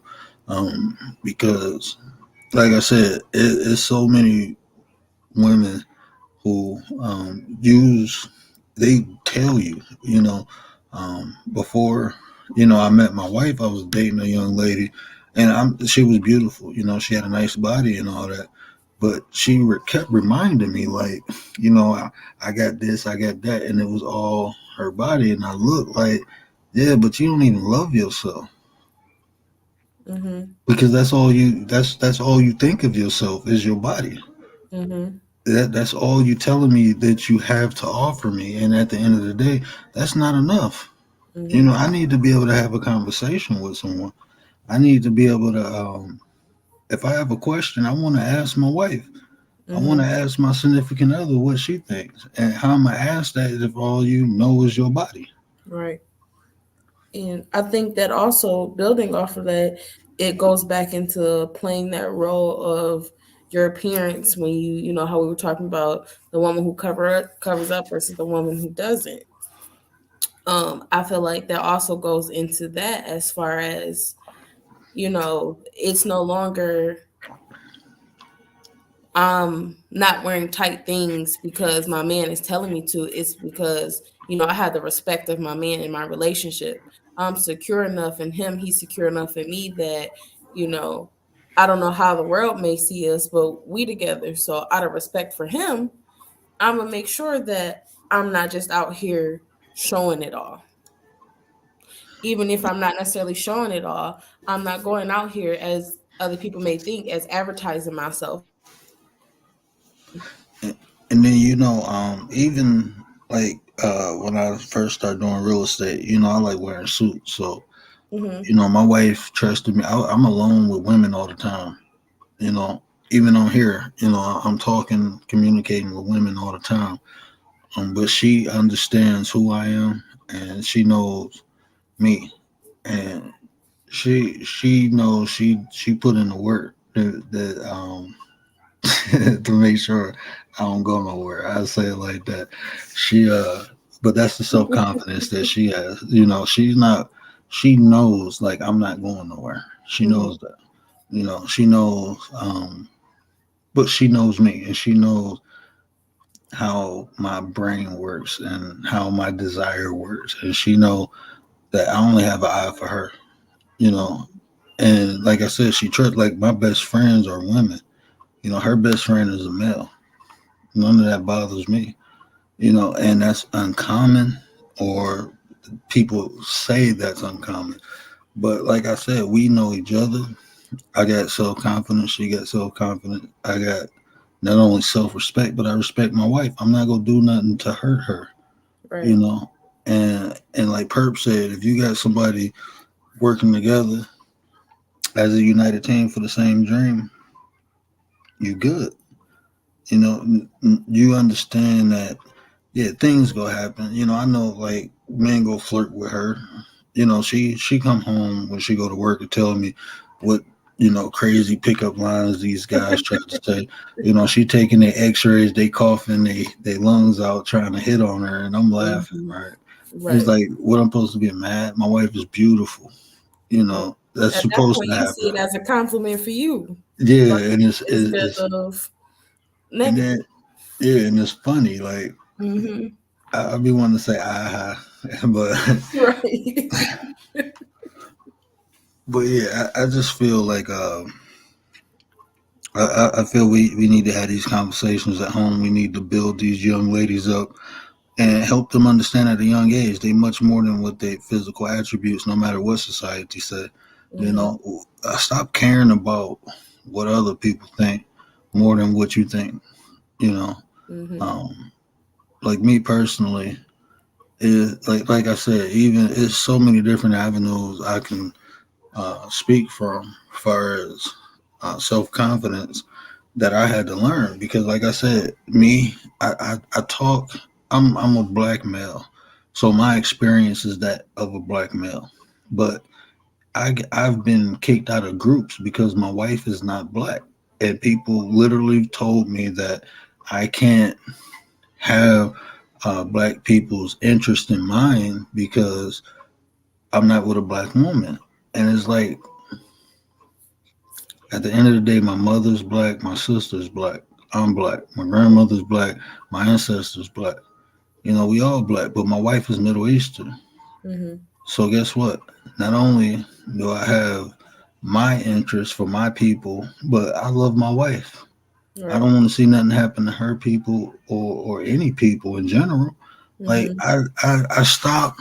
Um, like I said, my experience is black, but what I had to understand is we are put in compartments like that to separate. Because when you come together with people, that's when you find solutions.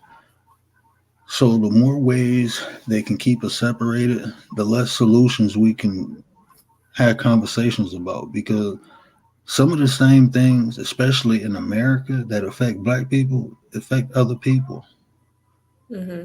You know, but my personal experience is me being a black male. So that's how, that's the only far as experience and conversation, I can only speak from my own personal experiences.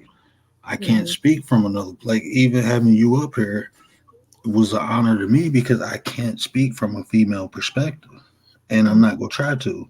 That would probably put me in the category of narcissist if I did. So thinking I know everything about everybody, like We Perp. If all humans a little bit narcissistic, but like Perp, if you want to hit the link and tell your experiences, as a woman, especially from Australia, because we don't know, that's dope. she from Australia, so us being in America, we don't know how women are treated over there, if they over sexualized, or if they're, we don't know because we don't have that experience. So that's why I like having these conversations because um, understanding different experience gives you different perceptions. and gives you more tools and more ways to look at situations. Because, like I said, I think it's a problem in society in general, not just with black women, but with women in general. Because even when you look at like Fashion Week, you know, having the women come down and lingeries and stuff. I mean, I understand that's a form of entertainment, but I don't want my daughter growing up looking at that. Thinking that this is a career. Right.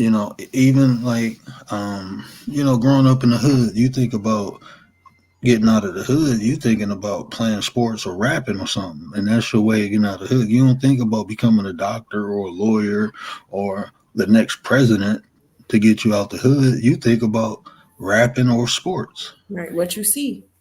Right. So, I mean, like I said, the way society has, in my opinion, devalued women, and like I said, because I feel I'm gonna do a video on how the patriotic system is destroying society in general. How you try to put men over women when they're supposed to be next side by side. We're supposed to be working together. What men don't possess, women possess. What women don't possess, men possess. So instead of putting one over the other, if you put them next to each other and they work together, you'll get a lot more done, I think. And I think things will just be a lot better. They say women can't rule the world. Why? Because they're emotional. I think men are way more emotional than women, especially today. I don't know if it's something in the water or the food, but these dudes today, they're not like men um, from when I was growing up. They ain't like my elders and my OGs. Okay. The Facts. system aimed to divide and conquer. Stay weak in yep. Yep. Stop the division. To Yep. win is toward love. And you know what, Perp? That's why it's so much like even on this YouTube, it's so much stuff that go on that keep people divided. And I try to stay in my lane and I only offer uh my opinion if I feel it can make an impact, um a positive impact.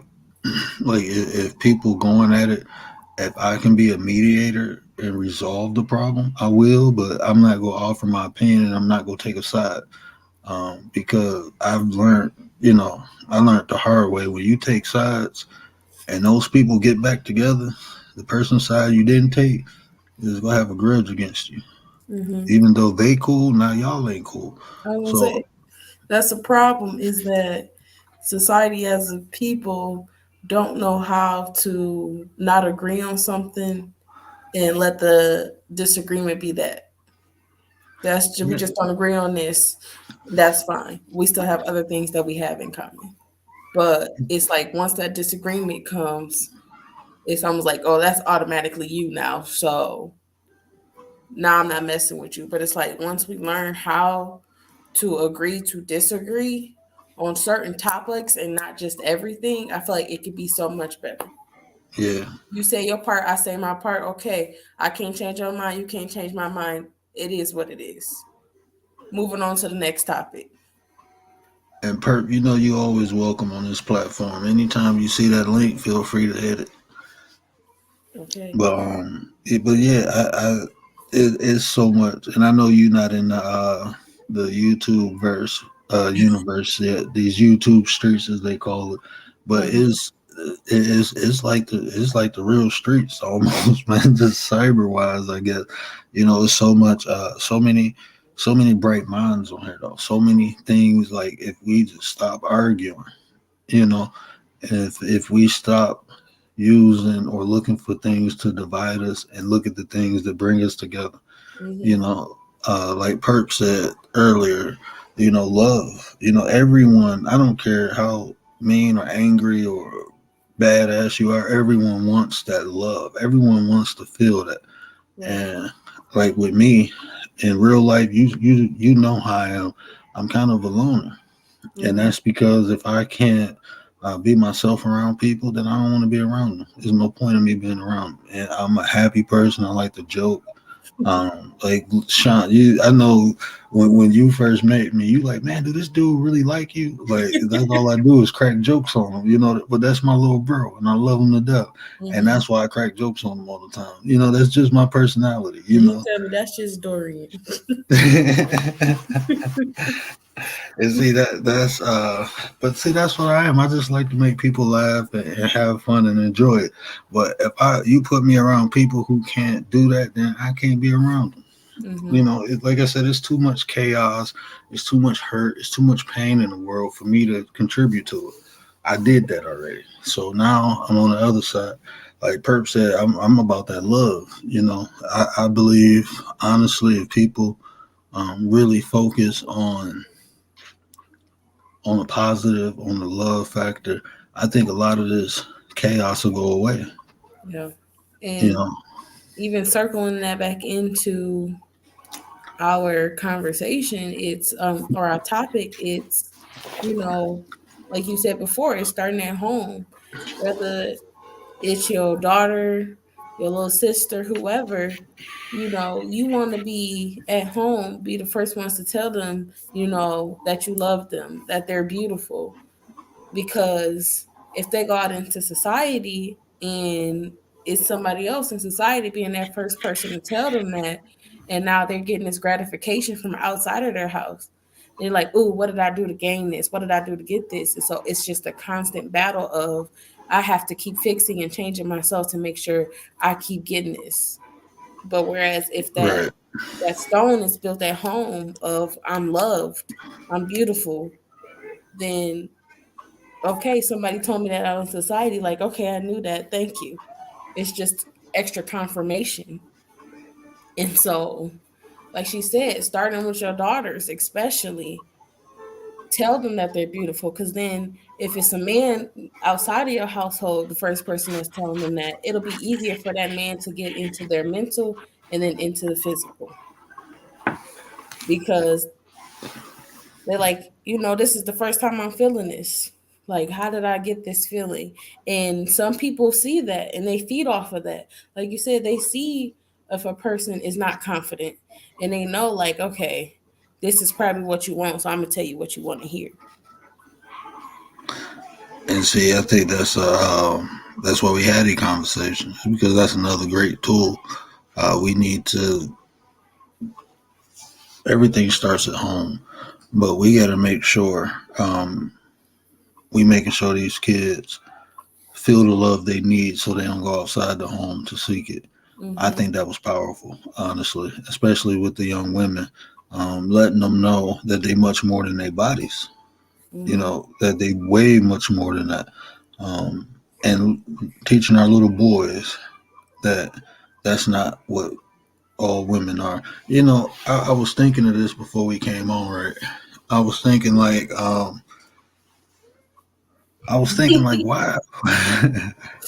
There's Facts. fairy tales. Yeah, Not you know all what? women are women in distress. You don't have to be a woman in distress. Fight yourself through it. Yeah. But this is what I was thinking. I was like, I got a mother, I got sisters, I got aunties, and I never looked at them like that. But I Mm-hmm. looked at other women like that. And I was trying to figure out why. Like, and it's because like looking at my mom and looking at my sisters, of course, because I'm not sick in the head, I don't look at them in a sexual way. But looking at women outside of that, I can't compare those two. So that's why I think it's important to teach young boys that women are much more than what their bodies are, because we can say, well, you don't look at your mother and sister like that. Yeah, because I'm not sick in the head, but these ain't my mama and sister. You know what I'm saying? But I couldn't figure that. It took me a while to understand that whole concept. Like why? Okay, I got a mother and sister. Never looked at them like that. Why am I looking at other women like that? Because I don't look at it. That's not normal. Mm-hmm. Just because you got a mother and sister, they're like, when people say, "Oh, you done cuss this woman out," would you talk to your mother and sister like that? Like, no, because I don't look at my mother and sister like I look at these people. So we got to stop that too. Instead of trying to use the mother sister route, we just need to teach young men the value of women. Mm-hmm. You know, not to degrade them because you have a mother or sister. Don't do it because it's not right to do. You Mm-hmm. know, because like consciously, I don't look at no women that's not my mother and sister or my family. I don't look at them the same. And I can't. That's not how my brain is structured. If you're not a woman in my family, I look at you a specific way until we get close enough where I say, okay, that's like my sis. Mm-hmm. You know, other than that, you a woman. You know, um, so I think that's another tool too. Let's teach our young boys that women are much more valuable than their physical assets. All right. And it's okay to think somebody is pretty and not want something.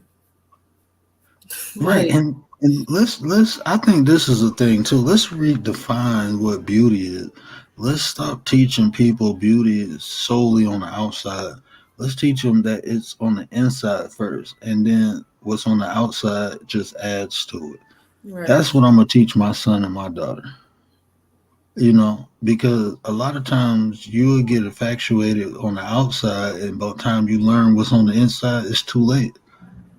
You already Mm-hmm. invested into the person. Mm-hmm. We need to teach our girls to treat males like that too. Men should be respected and raised up. It starts very early in our home. So, Yes, and see, perp. That's what I was saying. Like, this patriotic system, I don't believe in it because, um, like you said, we need to teach the men that too. We need to teach the men and women that one is not above the other one, but we are created different because we complement one another. mm-hmm. You know what I'm saying? Like, I think that it ruined. I mean, and then I've heard people talk about matriarchal systems in the past that didn't work. Like I said, because men ain't supposed to be over women and women ain't supposed to be over men. We complement one another. We supposed to work together. We the opposites of a pole. You know, when you put it together, you create life. Mm-hmm. But when you take it apart, you know, we just function. Mm-hmm. So I think, like Perp said, men need to uplift women and women need to uplift men because a lot of times, like, I mean, just that old saying behind every great man is a strong woman. Um, I don't think if you look at like I'm a whore for information. That's just me. But you look at Henry Ford, the father of the creation of the motor vehicle. Mm-hmm. You know, it was his wife who pushed him and supported him. He didn't work for 3 years working on the car trying to get it to work. You know, his wife supported the family. His wife took care of him and kept motivating him until finally he did it. And now look at their family.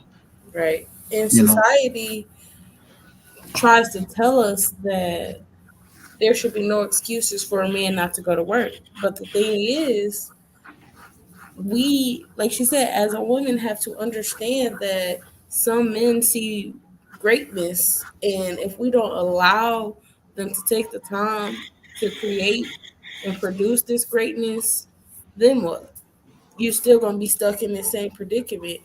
But it's because of we've learned that women are supposed to be the house takers, and men are supposed to be the ones that go out and work. But it's okay for a woman to sit and support her man financially and physically so that he can mentally and physically focus on something else that'll eventually better the household. Because, like, even if you look at the whole thing that happened between Wendy Williams and Tabitha Brown, when Tabitha Brown got big, and she had said she was taking a step back or letting her husband quit his job, to support him to do the things that he wanted to do. Wendy immediately decided to attack her. Like, wait, what do you mean you finna let your husband quit his job, and you finna support him? And she had to let her know, like, hey, my husband has supported me through my whole journey. He went to work at a job he may not even necessarily want to be at in order to support me and work through that. And it's a respect level that it has to be 50-50. You support me, I'm going to support you. And that goes back to what Perp said. Being on the same team, focusing on the same goal. And like my sister, she just became a doctor. Her husband supported her through the process, and now he about to open up his shop. He Mm-hmm. got various mechanic degrees, and he do restoration of old school cars. So she did what she had to do to put their family in a winning situation, so he can accomplish his goals too. So like I said, he understood the value of my sister. That she was much more valuable than her physical assets, and he poured himself into her, and now she pouring herself into him. Exactly. And You know, it, it took even that with time. Like you said, you have to pour into each other. Because if ain't nobody pouring into each other, then y'all staying at the same level. Eventually, where's the growth? There will be none. It's just I'm eventually gonna wear out and be too tired and hit the end of my pit. But now you've been doing the same thing, so you have nothing left to pour into me, and I have nothing left to pour into you. So where do we go from here? and just like what Perp said, when we working together, we complement each other. See, that's my big thing about the relationship of men and women. I think they complement each other. Let's just build each other up. That's what we need to do, because you never know. Like even Perp, you coming in here the last couple days, it builds me up. It motivates me to keep doing it. Nate motivated me to keep doing it. Because I was doing videos when nobody was in here, and I'm just talking. And I'm like, okay, that was garbage because no one came and listened to me. So just having 1 to 2 people in here, I know my sister in here probably watching, the other person probably my wife, but that helps me. That builds me up. That gives me the confidence to keep going, because I know what I'm saying ain't popular. Mm-hmm. People don't want to. Just the reality is more people looking for distractions than solutions. I think that's sad, but you go on YouTube and you'll find live streams with 1,000 people in there, and it is talking about nothing. Nothing. You know what I'm saying? Nothing productive, nothing that helps people. Not having conversations that may change or help someone. But then you come in rooms like this, there's a couple people in there. But Mm-hmm. those couple people are people who you might say something and that have a positive impact on. So to me, that's much more worth it for me talking to 2 to 3 people and me having a positive influence versus having a room full of people and influencing them negatively. You know what I'm saying? I'd rather be a positive impact on society than I would negative. So, but just having people in here, knowing someone is listening, is it builds me up. And in society, that's what we need to do. I mean, because what's more common when you walk outside, you'll hear someone speaking negatively about something or somebody or a group of people than you would hear someone speaking positive about that group of people or somebody or that environment or that situation. And that's the sad thing. Um, that's the sad thing about today's society, that the negative impacts are more preventable than the positive ones. Mm-hmm.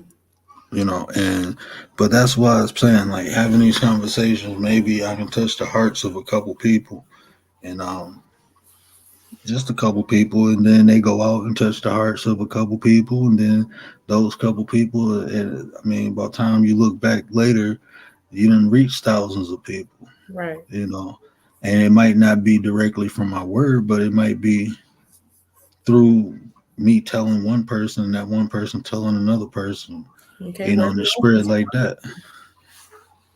It is most definitely. I agree with that. Like you said, or like we were talking about earlier, of how, you know, it'll be some arguments or some violence going on something, and it has all these views.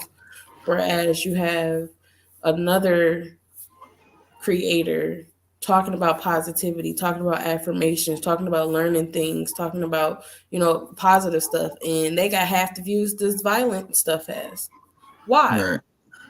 It's because, in a sense, we've been conditioned to seek entertainment instead of knowledge. Yes, that's that's my thing. Like, that's my thing. I think we, like you, I couldn't have said it no perfect, because that's one of my messages, that we are conditioned to look at violence as entertainment now. Mm-hmm. We just, as a society. I mean, you look at some of the most popular movies; they're violent. You look Mm-hmm. at some of the most popular music is either violent or detrimental to a group. Usually females. And we understand this now as entertainment. Where back in the '90s, there's certain things that wasn't allowed on TV or radio. Now it's all over. You Right. know, and unfortunately, a lot of people don't even aren't even aware of that. They literally seek it as entertainment. They think it's funny until Mm-hmm. it happens to them, and then they like, oh shit, this real. Like, yeah, that's how I look on YouTube. Like, I be listening. I be in the bushes watching a lot of stuff, and I be Mm-hmm. like looking at the comments, like they cheering this on. But then a month later, it's being done to them, and it's like, it's not funny no more. Like, it wasn't never funny in the first place. Not to me in general. I watch stuff. I'm an information whore. I'm gonna be honest. I analyze everything. I need to understand it, how it works. So if I ever encounter it, I already have a strategy for it. That's just how my brain works. Um, Mm-hmm. so I watch the good and the bad, but I don't. I know it's not entertainment. Right. I can't look at it as entertainment if I'm analyzing it. I look at it for what it is. I don't judge it. No point in complaining about it. It's just simply to understand it. Um, Mm-hmm. And don't get and, me wrong, like sometimes even the people that are knowledgeable, you may feel bored or something. That knowledge may just not be for you at that time. It may be oh, something for you later on in life or whatever. Because like I personally learned that because I always said I hate history. I hate all like going through all types of elementary, middle, high school. I always said I hate history, I hate history, I hate history. And then when we get into college and taking African American history classes, I changed my way of speaking. It's not that I hate history. I hate history that isn't necessarily pertain to me. It's not something that I'm interested in. So it's also recognizing that not all knowledge is meant for you. exactly. And see, that's why I like building with people too. Because like I said, I don't know everything, and I got this saying: knowledge is only found when it's seeked. Like, you have Mhm. to seek knowledge to find it. And like, I gave my sister an analogy one day. She was like, "That was deep."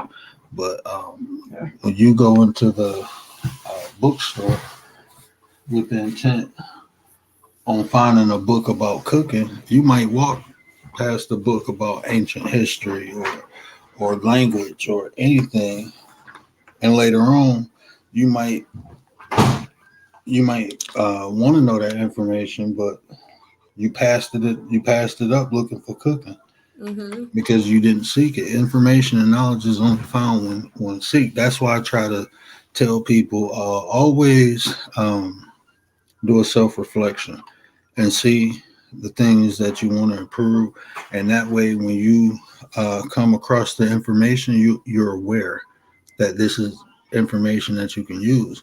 Because if you never look to improve yourself, you can have information in your face all day.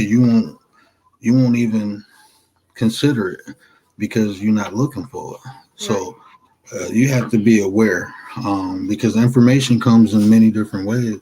It Mm. can come like when we was talking last night when I was saying, some of the best advice I ever got was from an alcoholic, a drunk that was living on the street. Some of the best advice I ever got in my life was from him. I swear Um, you'd be surprised how much knowledge they have if you yeah, actually listen to talk. Like whether it's an alcoholic or drug addicts, they. But the thing is, they live life. yep, they've been through it. Yeah, and so they can give you some of the best life knowledge and life experience because, like you said, they lived through it.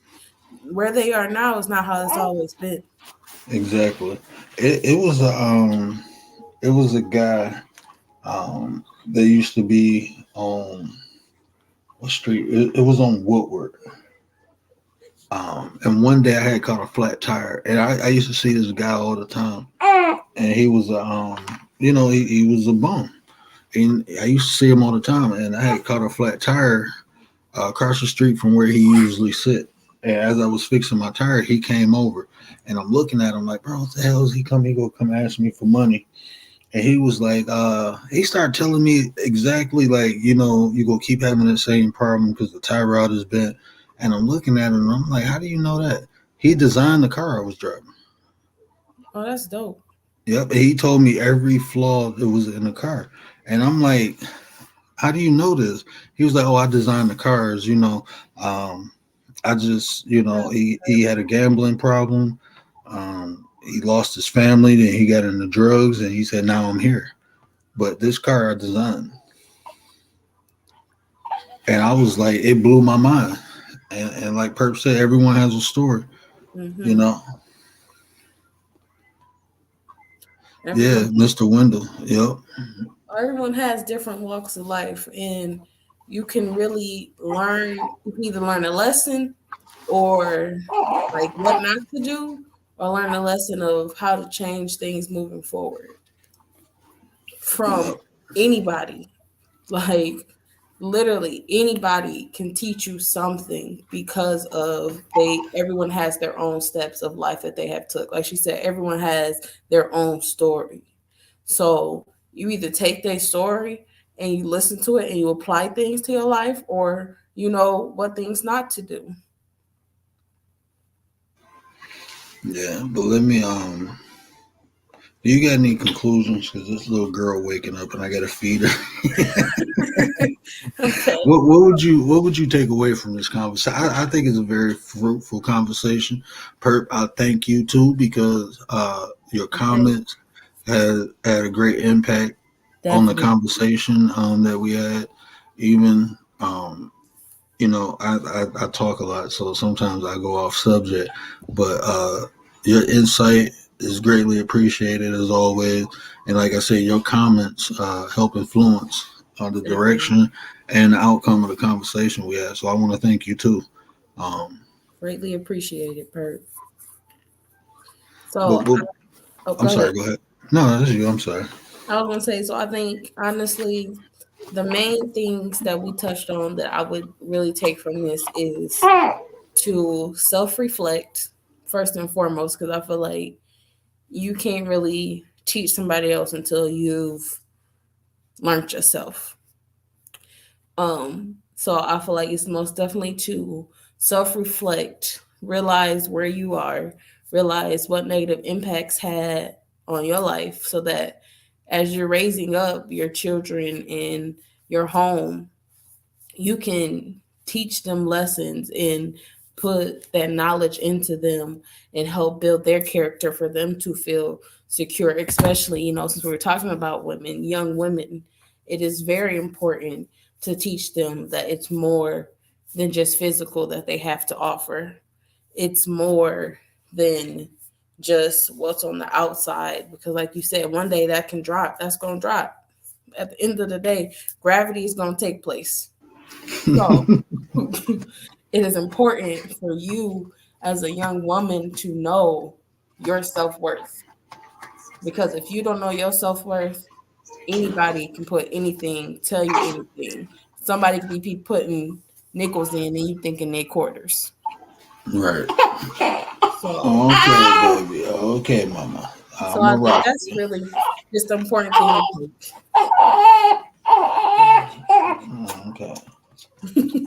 She like, come She, on, sir. yeah, she want that bottle. It's warming up. It's warming up, mama. And what I want to add too is, like you said, it starts at home. We need to start building these young women up, but we have to explain to our young men to give them a better example. One, um, we have to, as men, we that's how our young and that's how our young boys work. I mean, learn. You know, they look up to the father figure. Sometimes it's the actual father, and if they don't got a father, sometimes they go into the street and looking for it. But men, we do influence these young men, so we have to one lead by example, and we have to teach these young men that women are more valuable as a complementary piece than just for sex. You know, we need to teach young men not to, in my opinion, not to look at women as an object, but look at them as a complementary piece. Like Mm-hmm. this is something that, for you to be a man, you have to understand how to treat a woman. I think that's part of manhood, in my opinion, is understanding how to, okay, mama, okay, how to treat women, you Mm-hmm. know, and you personally know me, so you know what I'm saying is what I do, like Mm-hmm. my actions, you know. You stand I on it. pay homage to my wife, I pay homage to my mother, I pay homage to women in general because I Mm-hmm. understand that they are the creators of this earth, and my job is to protect the creator as the creator. That's what I was designed to do. That's why I have the muscles. That's why I have the mass. Is to protect the creator. Um, and that's how I'm gonna teach my son. And I know that's just my own personal belief. Back through genetics and history, I can prove that fact. But that's for another video, also. But yeah, I think we need to uplift the women, but we also need to teach these young men that women are much more than what their physical attributes are. Mm-hmm. Um, and like you said, we got to protect the kids and teach the kids. Right. Be the role model you wish you had, and teach the lessons you wish you would have been taught. Yep. So I mean, like I said, we probably won't find a solution, but we can find some keys to start working towards the solution. And I think this conversation was very fruitful. Um, every time you off, I'm probably gonna pester you to come up here and talk with me. I don't. I don't want Sean no more. I don't know. I might give him a sound bite or something, but yeah, I look forward. I look forward to having more conversation because I think women's perspective is duly needed. Uh, Well, I appreciate you having me, listening to my little old thoughts. And whenever I'm off, I'll be honored to come in and give a little word or two. okay, let me get off here. Thank you again, and for whoever's watching in the shadows, I know it's probably my doctor baby, my little sister. Appreciate you all the time. You already know how I feel about you. And if it wasn't whoever was watching, I appreciate you. Anytime, okay, Mama, okay. Anytime my link is dropped, if you got good intentions coming up here to build, you're more than welcome. This is a sanctuary for me. I like to build. I don't really do nothing else but that. All positive vibes all the time. But Okay. this was the one more thing. Because I got the link. If you're watching this on playback, there's a link to Drunken Business Podcast in the description box. Please hit it. Please support the family. But do Please. you want to give them another rundown on what y'all do over there? Okay. And okay, So podcast is called Drunk Business. It can be found on Apple Podcasts. Well, like they always say on commercials, wherever you get your podcasts. But anyways, it's just a a nice podcast where we talk about alcohol, where we mix alcohol and business. You know, we review different types of drinks, wines, liquors, as well as talk about all things good, bad, and in between of business, from going from topics of what you think of when you have corporate to topics of, you know, this new thing that's coming about that's big, the sex work. So it's just important topics that we want to touch. And then every third or fourth week of the month, we want to bring on an entrepreneur to come and sit down and discuss their journey of becoming who they are, their business came about. So if you're also an entrepreneur, please feel free to reach out to us because we would love to have you on the show. You can follow us on Twitter at underscore drunk business, Instagram drunk.business, or reach out to our email at drunk.business@outlook.com. And it's me and my co-host Sean, the visionary behind it. And yeah, please do perp. Oh, Perp is awesome. You know, I'm honored to have her in here because we build and my boy Nate the Great's podcast. We be in there having a good time, and she's a genuine person. You can feel the energy. She's genuine. She supports, and like I said, she got you as you seen through the last 2 days. She got some good insight. She does. And, I have to come on and find her some days when she's on too. yeah, Nate I'm the waiting Great. for her to. Yeah, definitely. I'm gonna actually send you the link to his channel.